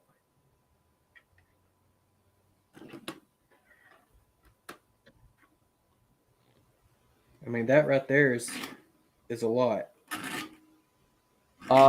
Thomas, I think the last time I paid for a number 8 was probably around, I want to say $29. But they've I gone also up got that since. but I also got that at a bulk rate, and they were also on sale. I would imagine they're up in the 40s now, maybe a little higher. I mean, the price of turnouts have gone way up. Oh, without a doubt. I mean, I used to go buy a number 6 for like $12. Now number 6 is like 25. So I mean, they've double price. Yeah, Shinohara, I really love actually I've got 2 Shinoharas on my layout. They're like years old, but they're awesome. Well built. I've got one Shinohara that I'm not using that I would gladly sell if anybody was interested. And it is a number 6 Code 100 double crossover. And I paid $100 for that bad boy. And then come to find out, it's not DCC friendly. Now, if you get the Walters turnouts, those are the old Shinohara jigs. But Walters only makes Code 83. They don't make Code 100.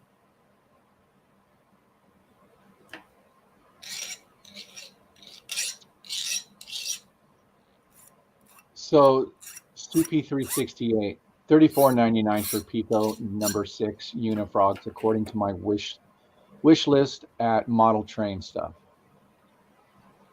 Okay.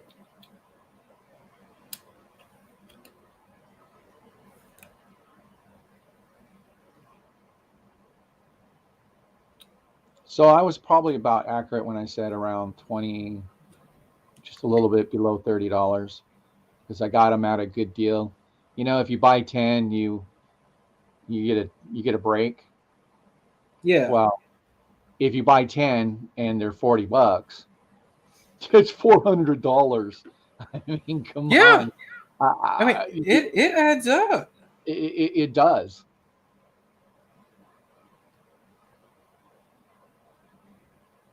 Again, Thomas, how much were Pico number 8s? Again, I think mine were around $28.99. And believe it or not, I got a lot of those from OVR up in Canada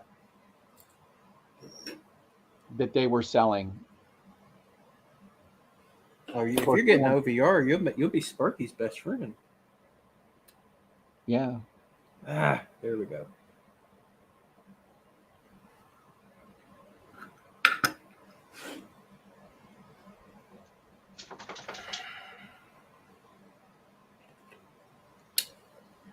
So CP3 368 says, when I bought mine, they were $25 each.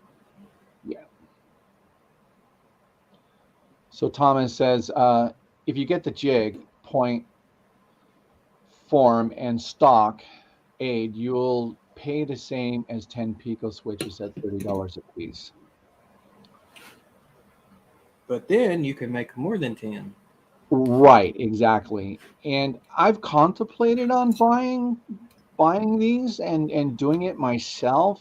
Someone else said it in here. Oh, it was Dave from Crooked River. He said, I just died. I would love maybe to do that, but I don't have the time to do that, let alone work on my layout, so But I look at this as part of working on my layout too. okay, so Thomas says on Pico site, number 8 turnouts, $29. Well, there you go. I mean, if anybody wants, I'll be glad to send them my layout plan, both the top and the bottom level, and they can figure out exactly how many turnouts I plan on needing. Woo, that's warm. Your wife, the way to a trained wife's heart. Good old custom turnouts. There you go. That's because I can use that money towards her. I believe anybody who's building their own turnouts with the jigs, I believe you're saving money. Absolutely, hands down. Yeah.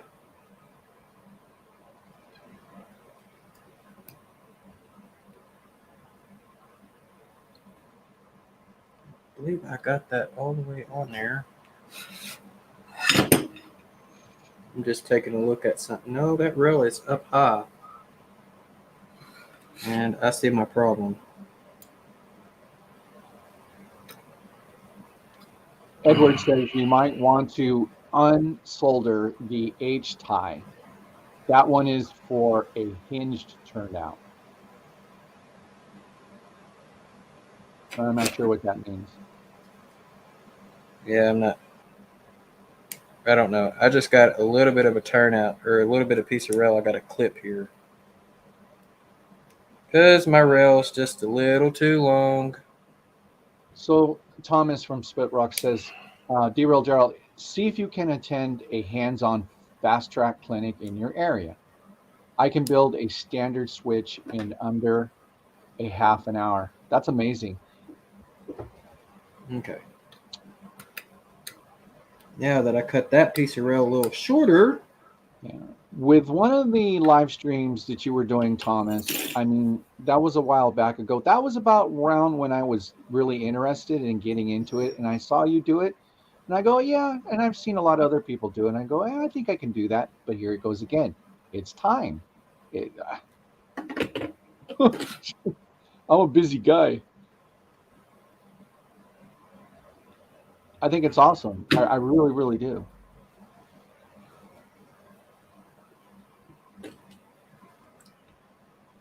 I'm having to use my file to hold the rail down because I just about burnt my finger just a second ago. Okay. Mm-hmm. I got it where I want it. That's all that matters. It's where I want it.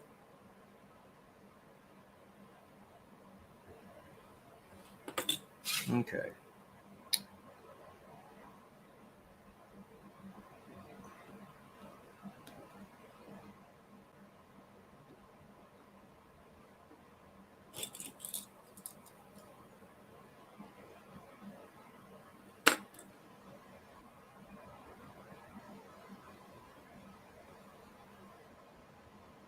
So Fred Wild says, I have always done the stock rails first, then the points, then the frog, at last the guardrails.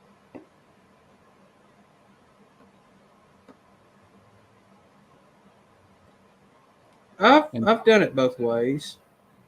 And then Thomas at Split Rock says, Daryl, it is time, I agree. At our stage in life, time is our most valuable asset. So pre-made switches, especially good ones like Pico, are well worth it. Here, I agree with you.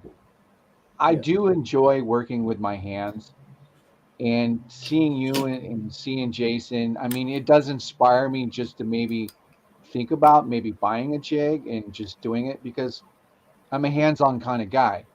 And I think I still might seriously be investing in some of this just because I'm a hands-on guy. I mean, Drew from the White River line talked me into it, but after me and him talked, I was telling him, I said, yeah, but I'm not hand laying a layout my size.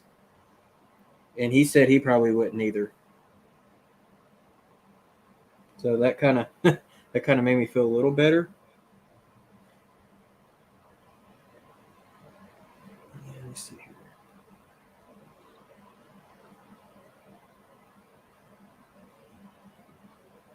So Thomas says again, if not using a fixture, the frog needs to be built first.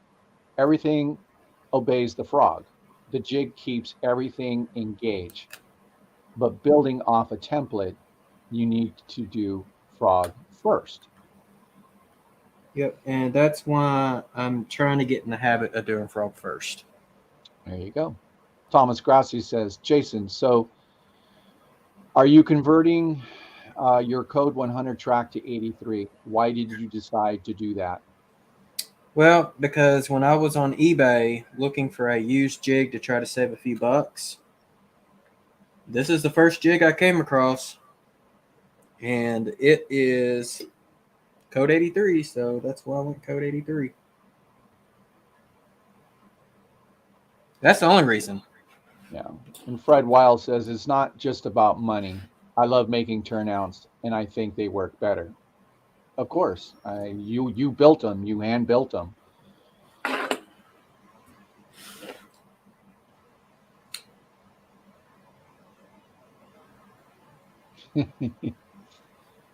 CP368 says, cutting flex track is custom enough for me. There is no way I would have the patience to build turnouts. Well, I'm not putting the wood ties on tonight. I'll do that later. Amanda, Jason is a hands-on guy too, Daryl. He is a busybody. Yeah, I hear you, Amanda. Yeah, she knows me well.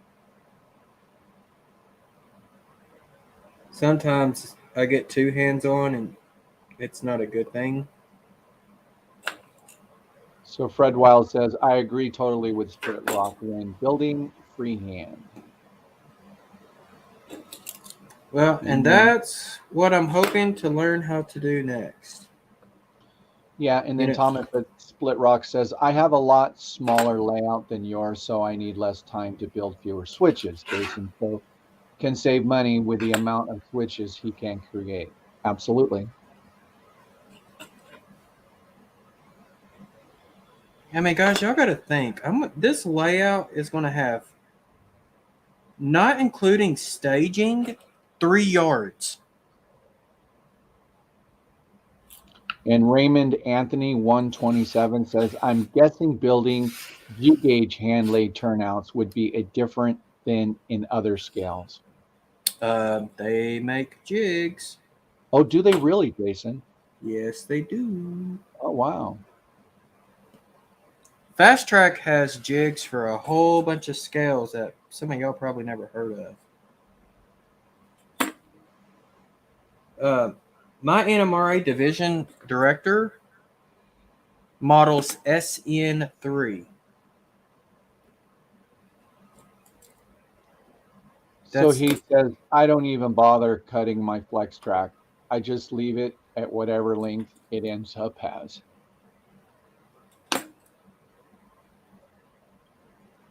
Thomas from Split Rock. Ask Jason why he likes to apply solder to the iron and not the rail joint. It's a flat tip. It's a flat tip, so I can get it on there flat and evenly. That would be why. Okay. Hey! We've only got one more rail to go. Ooh, I see Amanda a problem says, already. I have seen Jason throw a fit or two while sorting the two. Yeah, That's not my strongest suits.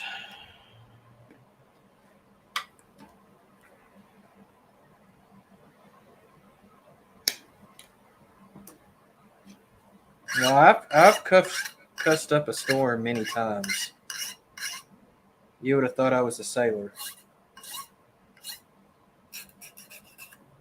So CP368 says, everyone I have seen waits forever to put the extra ties in. I have seen so many layouts with switches that have 8 ties on them. Oh no, I'll put the ties on before Yeah. I will carry on.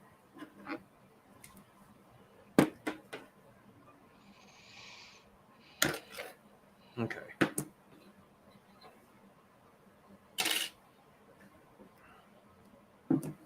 So All right. Fred Wild says, Yep. when I was a teen, I thought I was nuts to hand lay. Now I enjoy it.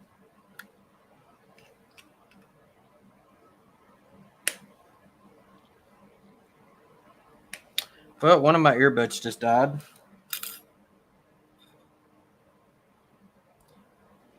That's not good.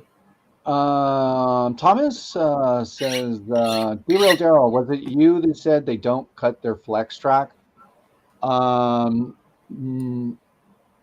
I do cut my flex track. Absolutely. But you might have been referring to when I showed Dwight Curley how to run 3-foot sections. Yeah, I still cut my track. Absolutely. Yeah, you have to.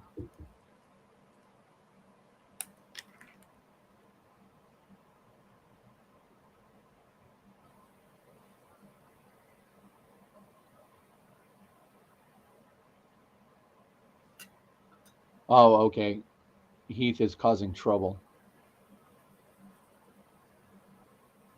He says, Split Rock, I said it. I was making a joke. When does Heath not cause trouble? Hey, here's a good one, Heath, for you. I think you should invest in these fast tracks and N scale. That would be a really good, probably 5, 6, 7 shows for you. Oh, absolutely. Yeah, I think that would be a good one for you, Heath. I think it would detach you from your unboxings. So far, the only rail I lack is this stock rail here, the diverging stock rail, and then I got to do the 2 guardrails. And so now the next thing I'm fixing to do is I got to file down this stock rail. So Rusty says, I use complete sections of flex where possible. I use a Dremel tool to cut the track.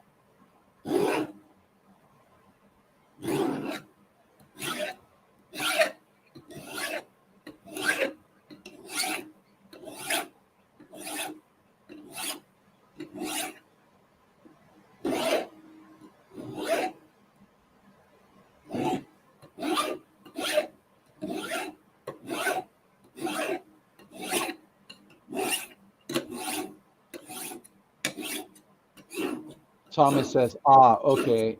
I've heard of modelers moving the joints on flat tracks so the opposite rail joints are always 1.5 feet apart, side of one rail on the flex ties of the next. Me, I join them together and I weld them, and then I move on to the next one. When I go into a corner or a curve, I lay the track out straight and I butt the 2 joints up together and I weld them straight. After they're welded, that's when I bend it. When I get to the third one, when I bend it into place, I cut it off straight right there. And then I take the third piece and weld it straight and continue my curve as I go. I did a video on that for Dwight.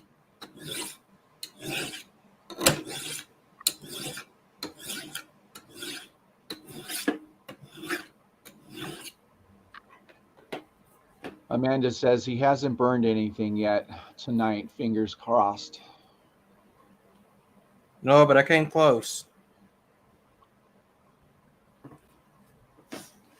He says, I'm building a peninsula as I watch. You should see that mess.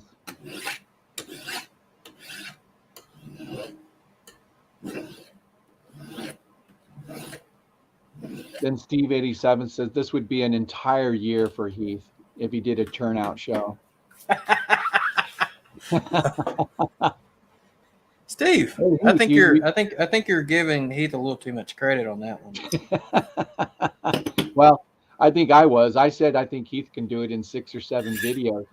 I might be wrong. I got this burr.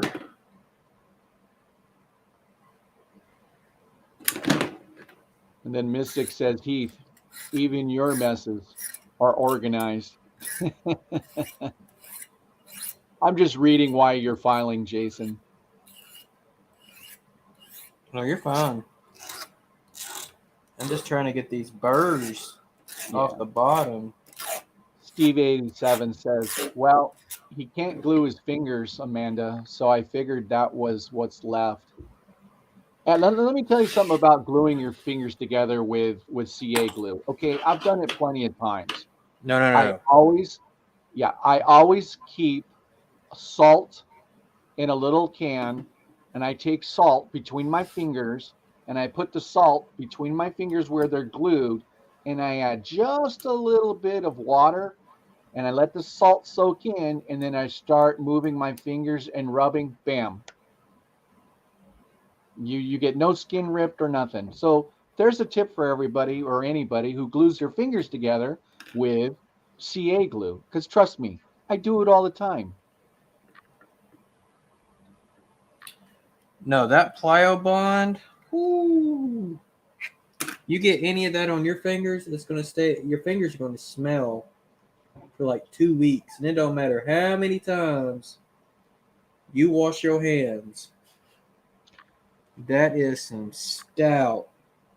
I repeat, some stout stuff.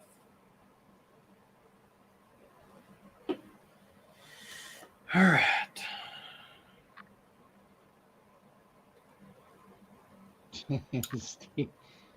He says to Steve 87, just unboxing all the tools I would need to buy would take 6 months.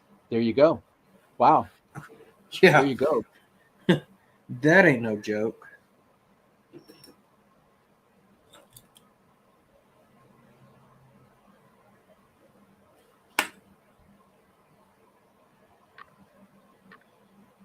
Brian Benson says, I used to work for a railroad contractor back in the day. They always built their own switches from Point of Frog first and built everything out from there. Might work in model railroading as well. Thomas says, what I have found when soldering flex track end to end, then trying to curve it, is that the ties do not behave. Correct. I will agree with that. I try to keep the rail joiners from being directly opposite from each other.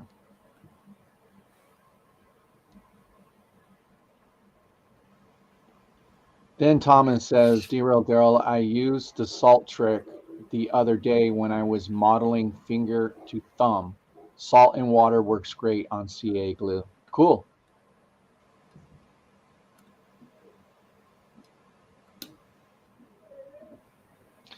So usually what I do before when I go in a curve, I will cut the ties back. I won't clip them off, and I'll cut them back far enough to where I know where the curve is. Once I solder, I move those ties that are still attached to the rails, and I'll move them forward. That way it stays in play. Just a little note there. Yeah. So this one here has got solder up under, so I'm just trying to get that rail pressed down. I'm just going to take a look at it. I don't look bad. Okay.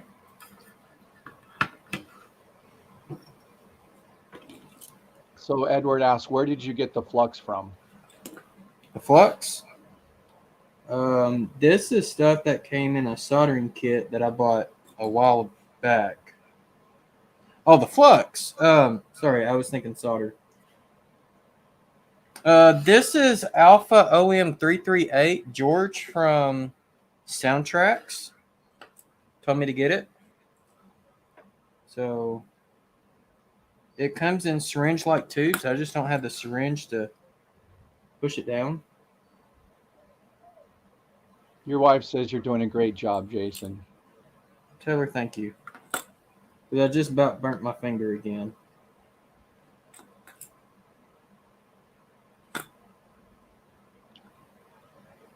Arty says nail polish remover works well too.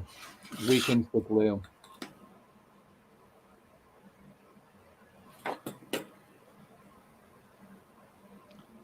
So Rusty says, I dry fit my track on the layout and carefully take the track to my workbench and solder it all there and then install on my layout. That's why I use MEC55 Flex and not the flimsy Atlas.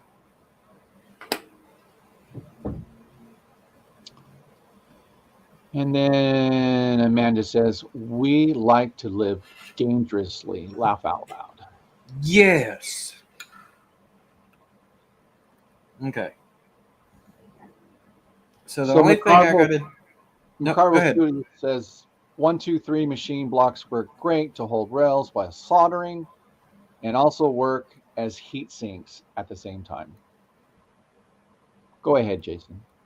Well, the next thing I plan on doing is I'm going to solder one of the points down, and then I'll have to adjust that point to solder the other one. So I'm going to put this block on that to hold that down in place. So I know you're not going to be able to see this. See you later, Arty. Take care, Arty.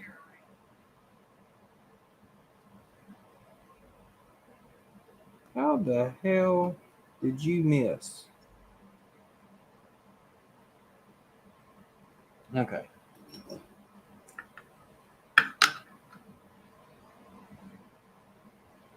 Good deal. All right, and then what I'll do to solder the other point is I'm going to take this piece of rail and shove it in there to get that to slide over. I'm putting in a piece of rail and okay, Roy. There we go. We'll see you later.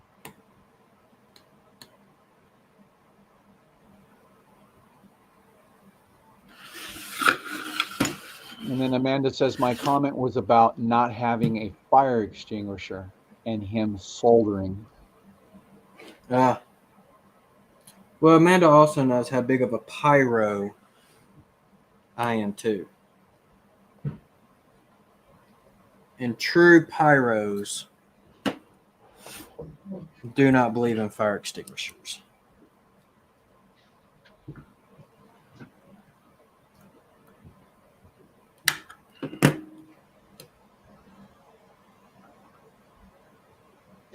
Okay.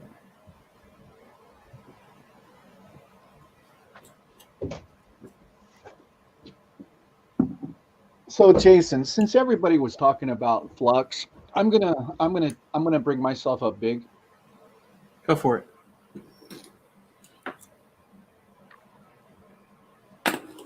Okay, so for everybody who's asking about soldering, I'm just going to show you what I use. Okay, this is what I use. Rawson Flux.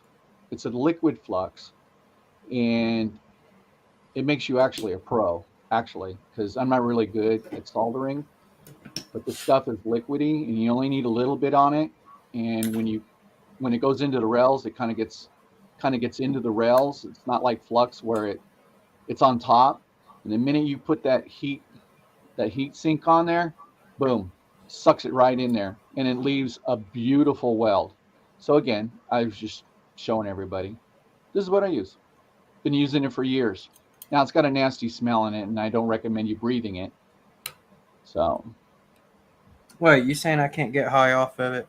Oh no, this stuff is really nasty, man. Man, don't kill my dreams and my motives.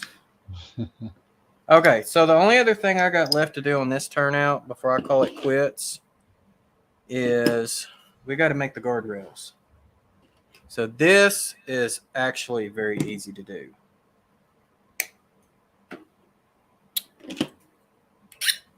This is the beauty of the jig. So this little piece right here, we're just going to stick our rail in like that. And we're going to cut it. We're going to put it in this piece here. We're going to slightly bend it, flip it around, put it in that piece there, and slightly bend it. And we have the rail that we need to go right there. Raymond, it's by a manufacturer called MG Chemicals. I actually got this stuff on. I bought it. I've been buying it years from my local train shop and electrical shops. But my last bottle that I bought it on Amazon. Again, it's MG Chemical. It's rosin flex.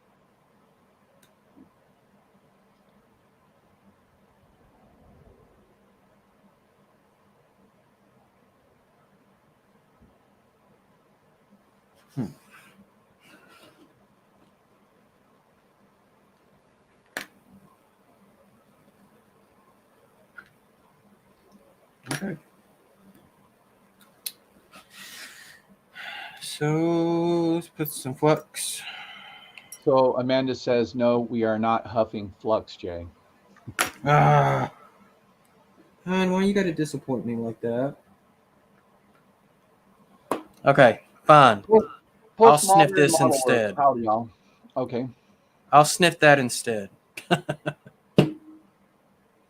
Postmodern. He highlighted blue for a reason. Wait a second. I'll be right back.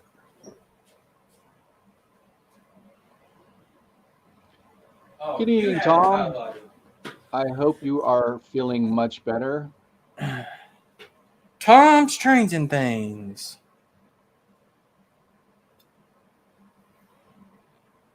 Man, I had a joke about you the other day, and I can't even remember whose stream that was on. I think it might have been Frank Steeler Fan. It was talking about putting an Arduino to a toilet for automatic superior flush or something. I couldn't remember. But I said if anybody could figure that out, it would be Tom. Maybe that was it. Tom, I hope you're having a good night.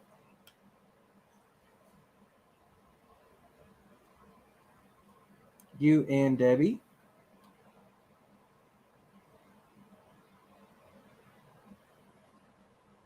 All right. Now, I got that where I want it.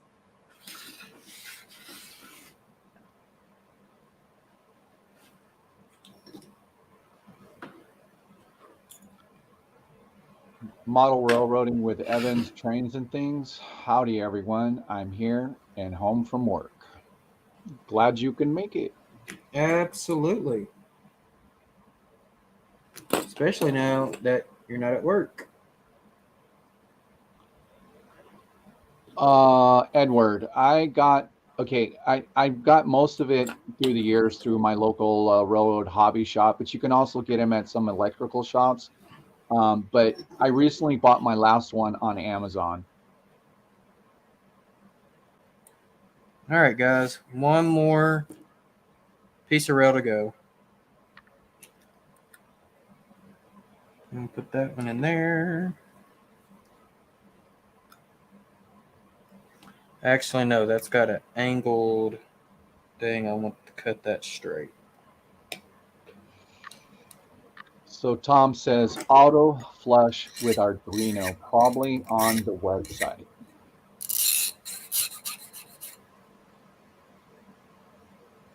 Yeah, Thomas did bring up a good one here. What about the guardrails? Well, that's what I'm working on now. This is the How about last that? piece. So I just got this one here in. This is the only one I got to do. So what I was showing earlier is this piece of the jig. You stick your rail all the way up to it, and then you clip your rail. So Actually, I was going to say Jason is doing such a fine job. He doesn't need the guardrails.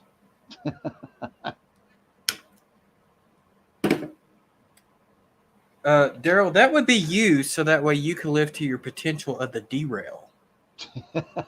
Right.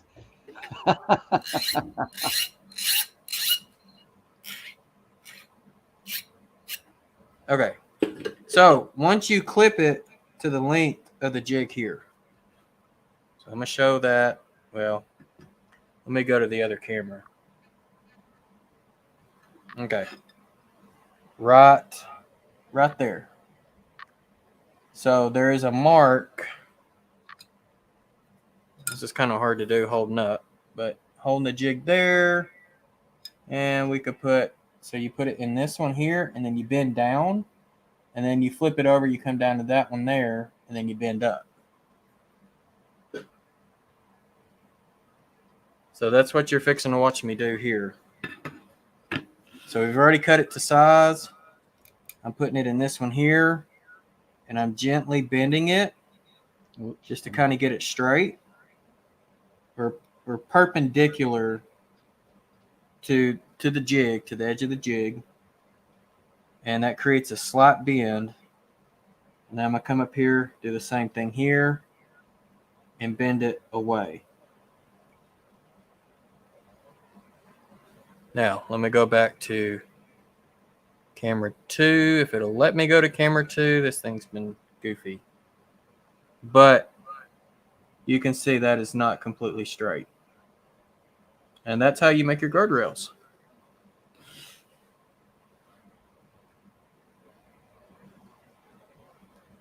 There we go. So this is the last one that's going in. Right there. So we're going to flex this guardrail in, and then I'll be done with the soldering iron for the night.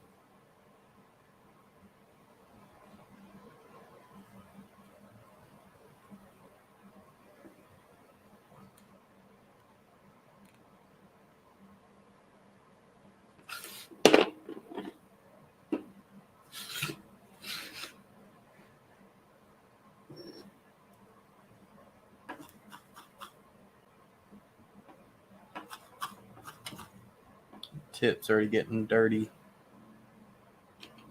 You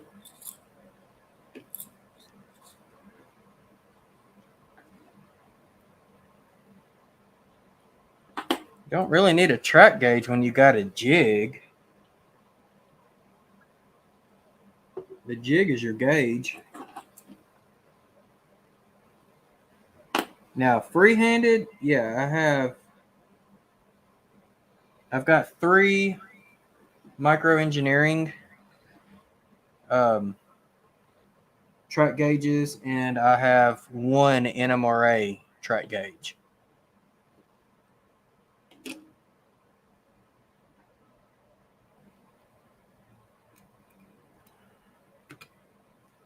And voila. There is our turnout. Minus the wooden ties. And this does have a little bit of slide to it. If I need a little bit more give, I can always unsolder one of the ties and slide it over. One of the things you can also use is one of these things. This is called a track inspection car. And when you look through it, it like blows up. So the acrylic actually makes everything look a lot better. Now, does that come with the kit, Jason? No, that I purchased from Micro Marks separately. Okay. So, I mean, it's moving really, really good this way. Yeah. Put it in diverging mode. Very smooth that way. Yeah.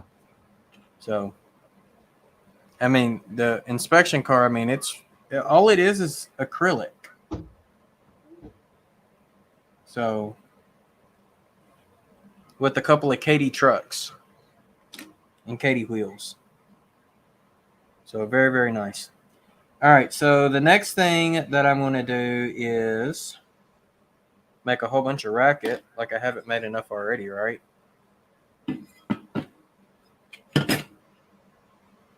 And I probably shouldn't do that until I put ties on the whole thing, but I would go ahead and put all my ties on, and then, like I said, you got 2 copper contacts here, 2 copper contacts there. This is where I would cut my frog. You don't even feel the frogs, do you? No, I don't. Yeah. Like, it's smooth as smooth can be. So, I do need to solder down some of my solder on the copper tie. Or not solder, or sand down some of the soldering. Like, my solder jobs are not perfect, but like I said, this is turnout number 4 that I've made. But I'll probably even go as far as, before I put the ties on, I'll solder some wire underneath it. Good night, Steel Mill. All right, Steel Mill, have a good night. To basically soldering these 2 rails together, and then solder those 2 rails together up under. And then I'll wire a frog wire too for frog juicing. So yeah. I mean, that's pretty much it. The install is complete. So, the only other thing I could do while I'm here is go ahead and drill where the pilot hole for the tortoise is going.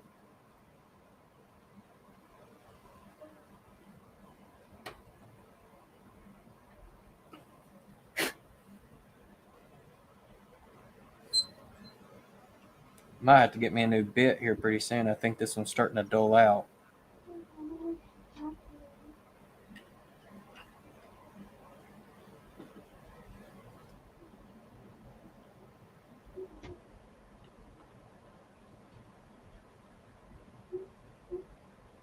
No, it's starting to pop through. There it goes. Yep, gap the frog. That's right. So, which I'll use this to do that. I just won't do it until I get my ties on it first. So that's not for tonight.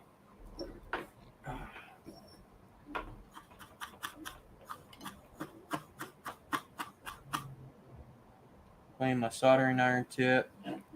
Put that back in. And... Ooh. All right. Daryl. Yes, sir. You can pull yourself back up now. I'm done for the night. Oh, yeah. Y'all might be able to see it a little better now. And there's the guardrails.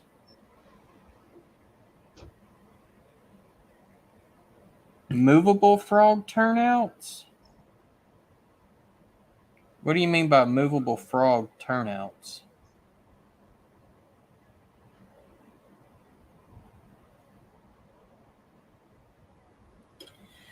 Brian, yes, I did know that they were built out that way, and the brother to KD also does. Good night, John.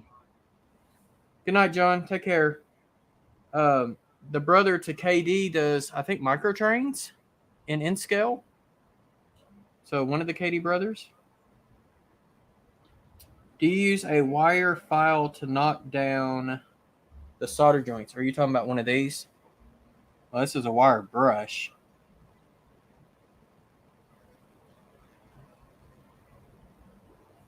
I haven't tried using that, really. I know I got it from Fast Tracks. It says something about it's supposed to help clean your solder job.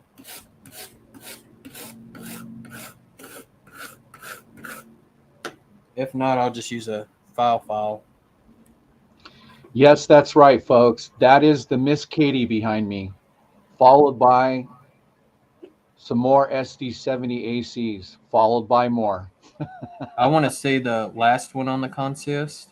Here, let me make me big. And I'm going to get myself out of the way. And I might as well give you some sound. Okay, that fourth one on the consist is the one I'm talking about. That fourth one should be up on the point.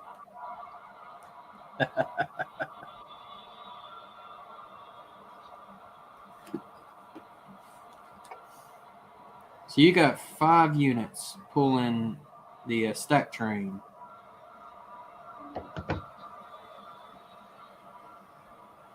Hey, Russ's Rockin' O Railroad. All right, Kyle, take care, buddy. Don't work too hard.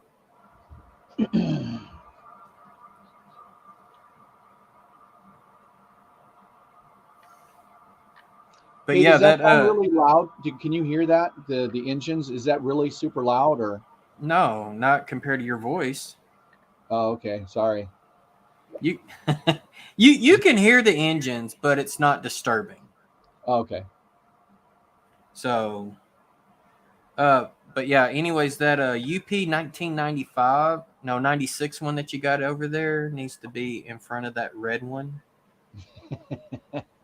I can put a lot of ones in front of that red one. It just happened to be that was I just decided to put her out front tonight. So speaking of heritage units, I got a funny story to tell. And if Roy Hardwick was still in here, he would confirm this. So during Heath's live stream, me and him went and ate at the Purple Onion. It's a restaurant here in town. Really, really good food. And after we got done with that, I went and showed him some of the places that I do some of my rail fanning and whatnot. And we went to a section called Waycross on the Hoxie sub. It's basically 2 single crossovers. But they have, signals set up, and the highway that you're driving on is literally right beside it. So you can see the signals as you're driving past. So if you see, 2 reds and 2 reds, you just keep going on the other side to see if maybe you see a green. They're always red unless dispatch lines something up. So if you see reds on both sides, you don't know if a train just went through or not. It just means they're never dark, like some of the signals that just control a block and not a turnout. And we ended up seeing one green. So we whipped around and went back to the city of Austin and went behind a city hall, which is the backside of city hall is right up on the railroad tracks. And we just sat and wait to see what kind of train was coming. And it was the XLAMN, which is it's an intermodal from Los Angeles to Marion, Arkansas, which is Memphis, Tennessee. It's on the Arkansas side of Memphis, Tennessee. And before the train got there, I told him, I said, dude, it's dark. I said, there's really no point of trying to film a train at night because it just doesn't film as good. Well, I kind of wish I didn't say that, and I actually filmed it because the second unit on that train was UP 1982, which was the mop unit or the Mopac. And so it kind of sucked that we both missed out on filming a UP Heritage unit, not knowing it was coming through, but we did get to see it. So, shouldn't a cotton belt be on the point? Absolutely. The cotton belt should be on the point. I wish UP actually had a cotton belt heritage unit. That would be really cool. With the cotton belt Gensaw logo with the blue lightning strike in the back, that would be really, really cool.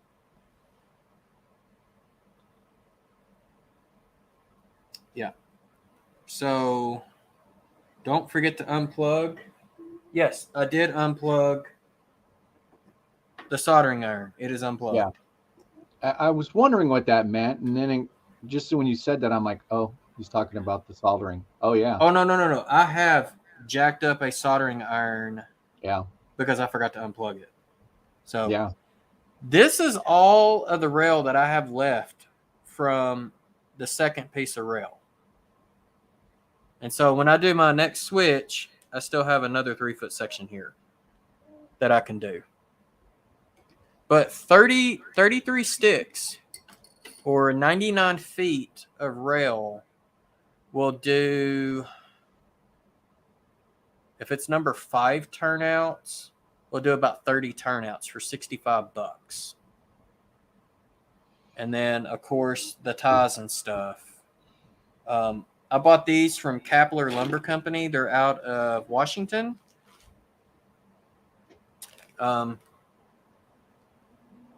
These are just regular 8-foot ties. They're already, this is a 1,000-piece bag. Yeah. I got this, that bag. I got the 8'6" here. That's another 1,000 pieces. And I might have to buy some more of these really soon. But these are the 16-foot switch ties here. And I got bridge. So how many actual bags? So say like you're gonna tell me, okay, Jason, what do I need in those ties? Tell me what I need to buy. What would I need to buy? Well, so from Kapler, I would say buy one of the 1,000-piece 8-foot ties. 8'6" really. I don't get many ties out of those, like 4 or 5. But I would say the 8-footers. If not, just buy the 16-footers and then cut to size. Oh, okay. I got a turnout. That would kind of make sense. So this is one of the number 6s that I've done. And that's what it looks like when you get all the ties on it. So the wire that you see on there is actually soldered to the frog. But earlier when we were talking about gapping the frog, the gap, you can see the gap right by my finger, and then the other gap's over here. Yeah. So this frog will be powered individually. Right. Impressive, Jason. Thank you. Yeah. And that, like I said, this is a number 6. This one here is a number 5. So I'm just going to kind of stack it on top. So that way you can see the different profile. All right. That's your different radius. So the one on top is the number, this is the number 5. That's the number 6. So number 5's just got just a little bit tighter radius, but that's going to be good for my industries, but it's not near as tight as a number 4. Brian Benson, yes, they're out of Washington State. So when I bought that bulk package, it was 500 of the 16-footers, 500 of the bridge ties, 1,000 of the 8-foot, 1,000 of the 8'6". And I think I spent $75 on all those ties. So take 65 in the rail, 75 in the ties, The only other supplies out there is your PCBs or PC boards that you need, your solder, your flux. You can make roughly 30 turnouts with that there. So, not including your point forms and your jigs, I think it comes out to be close to $5 a turnout when you think about it. But, I would say after the first 20. And like I said, Split Rock's done a whole lot more than I have, so he might have better numbers. You could save money by buying, long sticks, dial sticks, and using a chop your own ties. You could probably save a lot of money doing it that way, but then it goes back into, all right, Dave Piper, have a good night. Take care. But then it goes back into time equals money. So, yeah, and Thomas said you're absolutely right. It's an investment. Yeah. Yeah. Huge investment. Yeah. But that's like, when it comes to decoders, what did I do with them things? They're over here.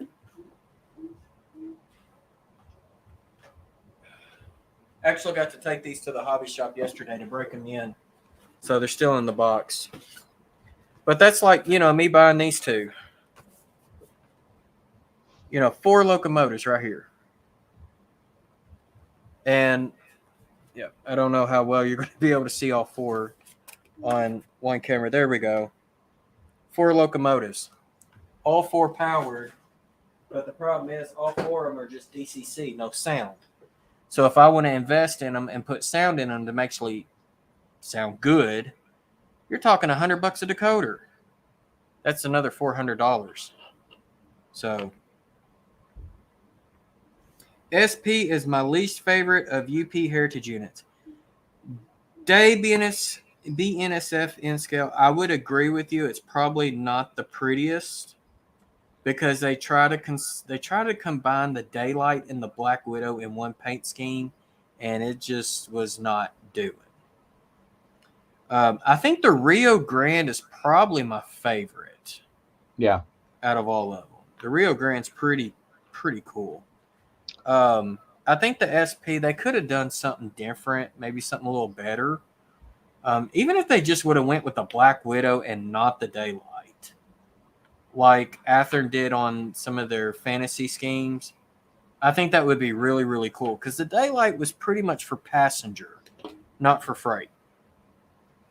Raymond Anthony 127. I didn't say hi to you, so hello.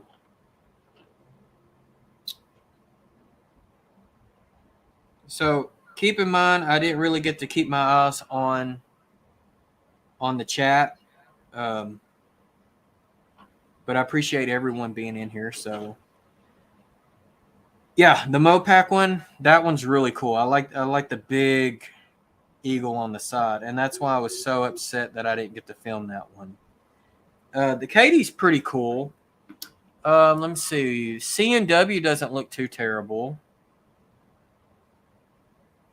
I'm trying to think. Well, actually, I had one on the consist, but when I was running it earlier, was it messing up? Yeah, and it this one right here. Oh, the Western Pacific. Yeah, that one's not bad either. Yeah, this one was on the consist, but here it is again. I'm kind of testing. I mean, these are Anther Genesis so far, but it wasn't more than a half an hour. This one gave out. Now, you did say that those had the Tsunami 1s. These are Tsunami 1s. Okay, so that could be part of the problem is the Tsunami 1s are not that's why Soundtracks came out with the Tsunami 2 is to get rid of those Tsunami 1s. So that's why you told me earlier I should be changing all these out to Tsunami 2s. Yeah. Yeah. If you want better performance, better sound, if you got a Locomotive that's got a Tsunami 1, I've got a few myself, change it out with the Tsunami 2 and you'll be impressed. Okay. So All right. We have been here for 2 hours and 40 minutes, and somehow 30 of you are still in here. So, God bless all of you. All right. So, okay. So, Rick told me to save my announcement for the holiday show. John agreed. This is in a private chat that I'm looking up at. Okay, so yeah, they both stated that I should save my huge announcement. So I will not share that tonight. Well, we'll know by then if you're pregnant or not. If that's the case, well, I mean, I am a freak. What do you expect? So. But the problem is Heath is all about the circus, and that's where most of the freaks are at. And see, don't worry, Heath. We love you. I can tell you. I think strongly. I think this fast tracks and N scale for you would just.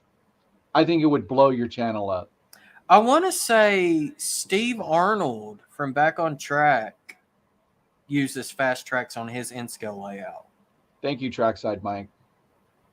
All right, TSM, you have a good night, buddy. Yeah, Tim, that's right. Jason got a job as the bearded lady. So about STS's Christmas holiday show? That? Yeah, is that all of you guys get on a show? Yes, all 5 of us. Okay. And I do know Rick does not plan on being a tree this year. Okay. Good night, Christian. Postmodern. All right. Good night, Christian. Take care. And I think I saw where JD said he was leaving out of here, so take care as well. JD, good night. Oh Lord, Thomas Grossi said if Arnold can get pregnant, then the freak can too. Oh God. Okay, so the holiday show, I think it's going to be hosted by Ray this year. I hosted the last 2, but it is basically where all 5 of us gets on together, and typically someone dresses up, and that has been Rick the last 2 years as a dress-up guy, and he's been our faithful Christmas tree for all these years, but I'm thinking that he might be changing to something else. He's hinted around it, but he hasn't said exactly what. But during the holiday show, we give away 2 custom cars. And let's see here. I got both of mine here.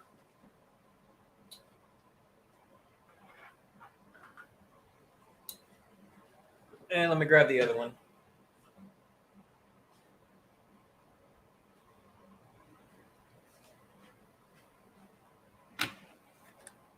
All right, so every year we've done a car. It's been kind of a tradition with Sidetrack Sunday. And so this was the first car that we did. It was an ACF hopper. And it's got John's and Heath's logo on one side. And then on the other side, it had my logo and Ray's logo. And y'all have to keep in mind, Rick wasn't a member at the time. So, and every member got their own car with their own number, which mine is 200920. But the 2 that we ended up giving away said 2020, one in HO, one in N scale. All right. Now, each of the STS members, like I said, they had their own 6-digit number car, which was the first live stream that we did as STS. So on September the 20th of 2020, that was my first STS. And then, of course, we added Rick. And so we did a wood chip hopper in honor of Rick the Tree. Shredded Ricks. And so the 2 that we gave away an HO and we gave an N scale. And it was road numbered as STS 2021. All of the STS members got a different number. Mine is 210117, which stands for January the 17th of 2021. And that was my first STS live stream for 2021. So we are doing a car for 2022. I know they have been purchased. I did these two. I did the two for 2020 and 2021, including the members. I'm letting someone else take a turn on that one because that was just a huge undertaking to go and custom paint, decal, these cars. And I mean, when you look at it, there's a lot of decals involved in that one. I mean, this wood chip car just on one side has 6, 7, 8, 9, 10, 11, 12, 13, 14, 15, 16, 17. There's 17 decals on this side here, which my finger's covering up my logo. So 17 on one side, 17 on the other side. That's what, 34 plus one on each end. So 36 decals on just one car. And I ended up doing 7 of these, which 2 were in scale, which took a lot of time. All right, Stormy Sky, take care. Y'all. Good night, Stormy. Yep, I will keep an eye out for y'all's rail fitting stuff. Y'all got good rail fitting stuff. Where this one, I mean, this one had a lot of decals too. Because even the very, very small stuff, we just didn't half tell it. We went and made sure that we did it right. So including the decals on the end. So I know this year's car is going to be a little different. Not everybody's car is going to be the same. Mine's going to be a little different than the other group, and that's because I wanted to be able to run mine on my layout and it match. But it's okay. So I'm the only oddball one in the group, I guess you could say. But that will be the Sunday before Christmas. So for those who are wondering when the holiday show is, it's the Sunday before Christmas. It would actually be my week to host, but I think Ray is hosting it this year. So thank you, Randall Ellison. Go Kansas City. Sorry for all you San Diego fans out there. Whereas the Chargers in LA now. I know the Rams are in LA. I have no idea. I'm not a sports fan. Yeah. I'm not big into professional like I am college. But now I'm not getting so big into college because of all the money involved. But that car is really light. Which car, Dwight? Dwight, didn't you end up winning one of the 2 cars? Didn't you get the 2020 car or the 2021? I can't remember. Okay, they're in LA, Daryl. Yeah, there you go. Sounds good, Randall. Yeah, you can either pick them or the Rams. Okay. Wow, The we have 2 football teams in LA? Heck, Yeah. when did that happen? Pretty recently. Wow. Well, I can tell you, I know Brittany Force took the World Finals this last weekend. She's the fastest woman out there. That's awesome. She's a California girl. Yeah, they share their stadium with the Rams. I think that's until they get their stadium built. So. Yeah, she did what? 338.88 miles per hour. That's crazy. That is crazy.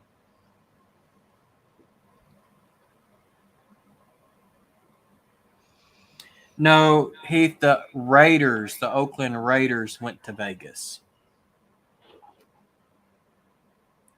Close. I mean, they both start with an R. Yeah, I'm right with you, Lynn. I don't follow. I don't follow either. It's already built, Jason at Train Freak. Yeah. Right here. I just got to put ties on it. Yep, the whole thing's built.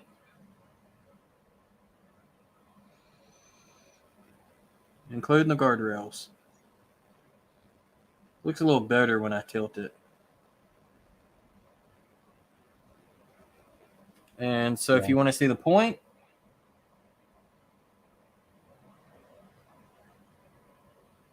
it moves. So. All right, Edward, take care. Have a great night. We'll see you next time, buddy. All right, Edward. Thank you. We'll see you soon. All right. Well, I think, Daryl, I don't know about you, but it is, I mean, you're 2 hours behind me, but I know you're an early bird. Yeah. So I don't know about you, but I think it's starting to get a little late. And I'm pretty sure if my wife is not in the chat, she is probably passed out in the bed. So Jason, what's your attack plan for that? My attack plan for your wife's in bed. Yeah, not waking her up. Hey, I'll tell you this. That's a good one. That's a good one. We got one of those purple mattresses. Oh, my God. Oh? Not that it's comfortable, but you can't feel the other person getting in and out of the bed. No, not at all. Huh. You feel nobody. So, but anyways, yeah, we're going to go ahead and cut on out. We're almost at 3 hours, which I told my wife earlier. I said, I don't want to stream for 3 hours, but we're there. But we kind of goofed off the last bit, so. It's a good stream, Jason. You did a wonderful job on that. Well, thank you, Daryl. I greatly, greatly appreciate it. Next week is going to be Ray Boebel.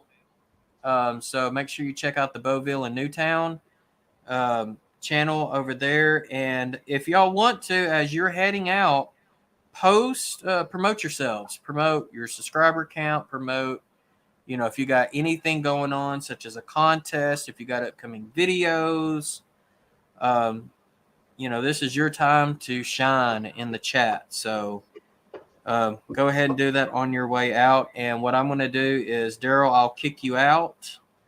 Yeah. And I'm going to roll the outro I'll music. Be in the basement. Okay. Sounds good. So good night, everyone. All right. Y'all be safe out there.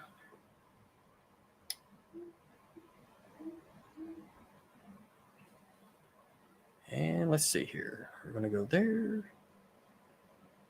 Maybe one of these days I'll get it right. All right, y'all. Take care. Be safe.